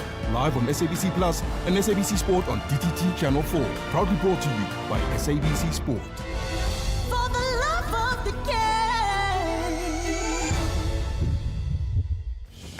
This February, fall in love with the journey. No phones, no flights. Just determination, connection, and the open road. From breathtaking landscapes to unexpected challenges. Race Across the World is back. Bigger, bolder, and more emotional than ever. Because sometimes the best way to find yourself is to travel together. Race Across the World Season 4, Thursdays at 6 p.m. only on S3. Open up. Without insurance, saving on your car insurance feels like finding money in that jacket you forgot about. 27-year-old Liam saves an awesome 640 Rand on his 2020 Ford Ranger. Get a quote now, and if Outsurance can't save you money, ask for 500 Rand or 1,500 Rand if you've been claim-free and with the same insurer for 3 years. Get savings or cash. SMS out to 30754. That's out to 30754. Outsurance, licensed insurer and FSP. T's, C's, and information online. Thulasizwe Simelane is streaming live now on Facebook, YouTube, and X at SFM Radio. Right, let's wrap it up with a story coming out of Limpopo, one of those concerning situations that we are monitoring. Schools and parts of that province have been temporarily closed after persistent heavy rainfall caused flooding and serious safety concerns. The Limpopo Department of Education has suspended schooling in several affected districts for 2 days as roads become impassable and damage to school infrastructure is reported. Let's speak to Paskopo Makamu, the MEC for Cooperative Governance, Human Settlements and Traditional Affairs in Limpopo. Good morning to you, MEC, and thank you for your time.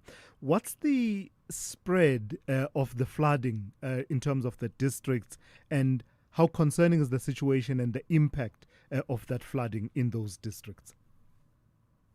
Good morning, Thulasizwe and the listeners. Let me indicate that you will have followed us that maybe in the previous 2 months it was mainly the Mopani district and the Wembe district. But this time around, as advised by the South African Weather Services, the level 4 warning was mainly Waterberg, Mopani, and Wembe. So meaning that 3 districts in our province were inclined to an extent that flooding was taking place. If you look at the areas of Lipalale, the areas of Mudimule Mukopong, bridges have collapsed. But also, again, in Wembe. But you will understand that during this time when the ground is so saturated with water, any rain that comes, it's easily to flood, especially even when the location of where people or the schools are, it's over the bridge or it's over the river or also it's in a flooding zone. Definitely as a rural province, we are feeling the pinch now. And I think we are alerting our people. We are trying our level best. It's only today the clouds are clearing, hoping that we'll be able to have a breathing space to can do proper assessment of the damages. But I can tell within these 3 days that we have passed, the rains that were over 100 milliliters we got in the province are not necessarily good to our infrastructure. So it's not so long after the province was hit by flooding, no more than 6 weeks or thereabouts, 6 to 8 weeks that we were talking about flooding in parts of Limpopo. And those floods were quite devastating in terms of their impact. This time around, do we have a clearer picture of the human and humanitarian impact? Well, up to so far, we were still not getting anybody who might have been shed by the rain, but those areas which were badly affected, we saw how the water was flowing. It's only that we are happy that the people this time around were being too cautious. They were not going closer to the rivers. But at the same time, the infrastructure has continued to be damaging. The houses, the bridges. You said it in the preamble here that the Department of Education has cautioned that yesterday and today people must be observed first. I've been discussing with the MEC for health. Some of the health facilities like the Vertport Hospital was overflooding to an extent that we were even now considering evacuating patients and workers there only because they could not necessarily access even the wards. So we had to take our people somewhere else. So you can be able to see that we are being stretched, even if we are ready, prepared, but the resources will not necessarily allow you when everywhere else it's affected by this flooding. Yeah, speaking of resources, MEC, and as a parting shot then, what's the situation in terms of the response you are needing to give to this situation in terms of resources you are dedicating to it in the immediate, but also the compounding effect in terms of the longer term recovery from flooding? You were already dealing with a disaster situation from a couple of weeks ago, as I alluded. Yeah, that's why I'm saying the resources are not necessarily enough, and we don't expect that we can get enough with the disaster that we have since October. But what I'm trying to say is that the provincial government has set aside a certain amount of money, about 600 million, that will be able to go down to do reliefs, especially in the areas of roads, areas of the houses, areas of health facilities, your educational facilities. But as and when we are busy trying to go for those ones, now this rain comes. Even those areas that were affected are badly affected again. But now you even get new damages because some of the facilities, like I was telling you, the Melker River Bridge in Valvater has collapsed completely swept away. People can communicate. We are trying to make means that they should be able to have an alternative way. But these are some of the challenges that resources are required. We are busy with the National Disaster Management Center to try and see where they can be able to support us. But we know in the situation where the economy of the country is not necessarily producing the proper returns that will make resources available, we need to share the little that is there. But also to serve, it's like the Premier directed that we should be able to make sure that we don't necessarily have scandals on this. We should be able to be looking at the lives of people than people looking at how they should be able to benefit out of the disaster that we have. All right, MEC, I've got to leave it there for this morning. That's MEC Paskopo Makamu, MEC of Cooperative Governance, Human Settlements and Traditional Affairs in Limpopo. SAFM, guiding you through the rush hour traffic. It's a busy high-volume Tuesday today, particularly if you're trying to get into Sandton. There are delays from the Bryans and Randburg side via Hurlingham. That's Winnie Mandela and Peter Place and Republic Road, all jam-packed all the way down to Sandton Drive and onto Parkmore. And also the Ravonia Road South Road option coming in from Morningside, pretty heavy. The Mike 1 from Parktown up to Grayston Drive, staying busy. And Catherine Street coming down to Grayston from that Eastgate, Barlow Park side, if you like. Very, very slow there as well. So a busy one into Central Sandton, just big volumes. The N1 South under pressure from Ravonia down to the Winnie Mandela off-ramp. That's a crash blocking a couple of lanes before you get to Winnie Mandela, and that's why it's so heavy. Roadworks on the M1 South at New Road, so coming out of Pretoria, there's still a backlog to work through there from Samran Road down to the restrictions at New Road. And the R21 looks like an additional lane closure this morning at that sinkhole recovery site up by Clayville. It's been there forever. Normally this time of morning you leave the airport to Pretoria, get straight through, but not today. It's a big queue passing Tembisa on your way up towards that Olifantsfontein off-ramp. Durban side this morning, a bit of a bottleneck coming in from Paradise Valley. The closer you get to Pavilion Mall, the slower that traffic gets on your way into Durban. Although, just refreshing my system now, it is easing very quickly. So that's good news. That's a big queue. I think there must have been a breakdown or something, but it has eased pretty quickly. Cape Town, Baden-Powell Drive, still closed between Muway and at Walter Sisulu at the bottom of Khayelitsha. It's forcing a lot of traffic to sit on Spine Road off the N2, the alternative route through Khayelitsha. Jeff Kemas and Molus, that's really busy. No lights, Robert Sobukwe, Stellenbosch Arterial, still jammed up through there. Top of the airport, crash on the M1 out of town at Durban Road, slowing you up the hill towards Belleville. And inbound still full of traffic from the Plattercliff Hill area right through to the elevated freeway in the city centre area. Rob Byrne, SAFM Traffic. This February, fall in love with friendships that feel like family. Old bonds, new beginnings, and chapters that remind us why love, in all its forms, matters. The story comes full circle in The Best Man, the final chapters, where love, loyalty, and life collide one last time. Because some stories stay with you long after the final scene.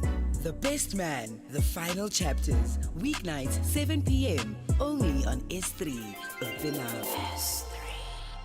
Bafana are preparing for the 2026 FIFA World Cup, which will be hosted by the United States of America, Canada, and Mexico from 11 June to 19 July 2026. Bafana will host 2 international friendlies against Panama on Friday, 27 March in Durban at the Moses Mabhida Stadium at 7 p.m. and Tuesday, 31 March in Cape Town at the DHL Stadium at 7:30 p.m. Tickets are available at Ticket Pro at 80 Rand for adults and 50 Rand for children under 12. For more details, visit safa.net and Bafana on X. Call Thulasizwe now, 086 000 2032. All right, let me go to the calls. Let me start with Mbuyisa in Pietermaritzburg. Good morning to you, Mbuyisa. Ngiyaphila kunjani? You know what? I want to comment with on the Kalufa. Yes. Kalufa. You know, I don't understand why she's trying to apologize and all those things. Once she was spot on. So I don't know whether she's trying to appease this. We have evidence of pastors who are paying people to sit on the wheelchairs and pretended as if now they are healed. We have churches where people are made to eat snakes, are made to drink militated spirit, are made to do all those things. I mean, and then the pastors are saying that no, they don't want to be regulated. That is absolutely nonsense. I'd rather stay home and not read the Bible, because I mean the issue is that you are killing people in the name of Jesus. What's wrong? And they don't want. They are not law into themselves. They must be regulated. I mean, people are dying performing all these sorts of things. I mean, they come and just justify it about. I'm not happy. I'm not happy with Mamtaluza for her trying to apologize. I don't think she's trying to apologize, though, Mbuyisa, at all. Eh? I don't think she's apologetic. She outlined the case for why the Section 22 committee exists, and she argued along the lines along which you are arguing. No, I heard when you were pressing her with regard to whether that was a different issue. That had to do with the issue of whether or not, the thing that she said about people who say they hear God, that they needed to see a psychiatrist. But on the regulation part of things, she didn't apologize for that at all. She was spot on. They must see the psychiatrist. Really? No, thank you very much. On what authority do you say that? I'm saying this because quote, cite the authority. Okay, you are saying that the God told you. In fact, I believe that if God wants to talk to you, will talk to you regarding yourself, not the third part. Okay. Not the third part. I hear you, Mbuyisa. Thank you for that. I'm not even going to enter into too many of these debates, because my point is issues of faith are best left to the adherents of those faiths. I have no opinion if Zelma says to me that she's hearing the voices of her ancestors. So what? That's what she believes in. That's what completes her personality. That's what makes her. Why should I have a view on it? Issues of faith, to be honest, I'd rather leave them to those who are adherents of those faiths. And I think that was the point of me engaging her and trying to get her to talk to the point. Tabiso in Polokwane, good morning. Good morning, Tunas. Just a quick one. In 2017, the Limpopo High Court granted a an interdict to the Department of Health in the province, interdicting. There was a pastor called a doom pastor. Yes, I remember that. Yes. There was a doom pastor who, of course, would have said the same words from God. He must spray people with doom, and therefore they will be healed. And subsequently, the Mohopong Magistrate Court found him guilty. I think it was in 2018. For contravening the Pesticides and Agriculture or something Act and all of that. I just forgot the actual act. I just forgot the actual act. I mean the case in point of the interdict is there. Is there and where cases are normally posted. Yes. And for everyone to be able to read. Thank you for sharing that, Tabiso. I think most of us will remember the story of the so-called doom pastor, but I don't think many will remember what the end point was, what eventually became of that In fact, the department said that they are preventing these things in the future, that the health of this particular congregants will be damaged in the future, and the Department of Health will be the one responsible to deal with these particular issues in the near future, based on what would have happened. But one last issue that I want to deal with, there was not a caller, who started by blaming the ANC, I remember, even laughed and so on. I think it's just unfair. I understand that people might be aggrieved one or two things with regard to what the ANC has done. But just to say, no, it's because we have voted for these people and therefore we must do like this, it's just unfair. Yeah, Tabis, I hear you. I didn't want to be the one to say that because you see, now you're defending the ANC. So it has come from you. That's just not right. That's just not right. It's not right. They were roped in. It's them. Tabiso, thank you for that. Thank you very much. Tabiso in Polokwane. I do want to play a quick voice note before I go. Let me play this one on the Madlanga Commission of Inquiry. Good morning, Thulasizwe. Good morning to the SAFM listeners. Thulasizwe, the more I listen to the Matlanga Commission, the more I become worried about the status of our security as a country. And the things that are revealed there, I think each and every one of us should be very, very concerned about the status of our security. Sekwanele, Pretoria. Sagwanele, thank you for that. That's where we leave it. Thank you for listening and thank you for your robust engagement as always. Let's do it again tomorrow. The Talking Point is up next with Kathy Moshlahlana. I'm Thulasizwe Simelane. You've been briefed. SAFM. Just tell me about how this concert series fits in with what you are trying to do with these young people.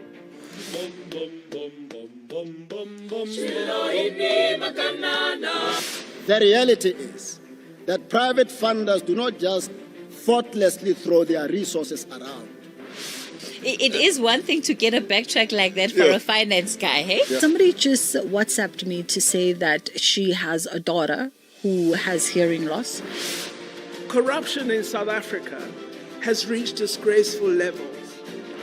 First things first, let's get to my daily that's my point feature. So, did you see Cristiano Ronaldo cry yesterday?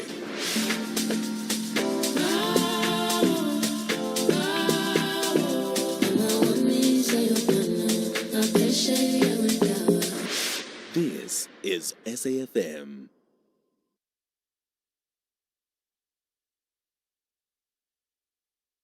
Music never sleeps, and neither do we.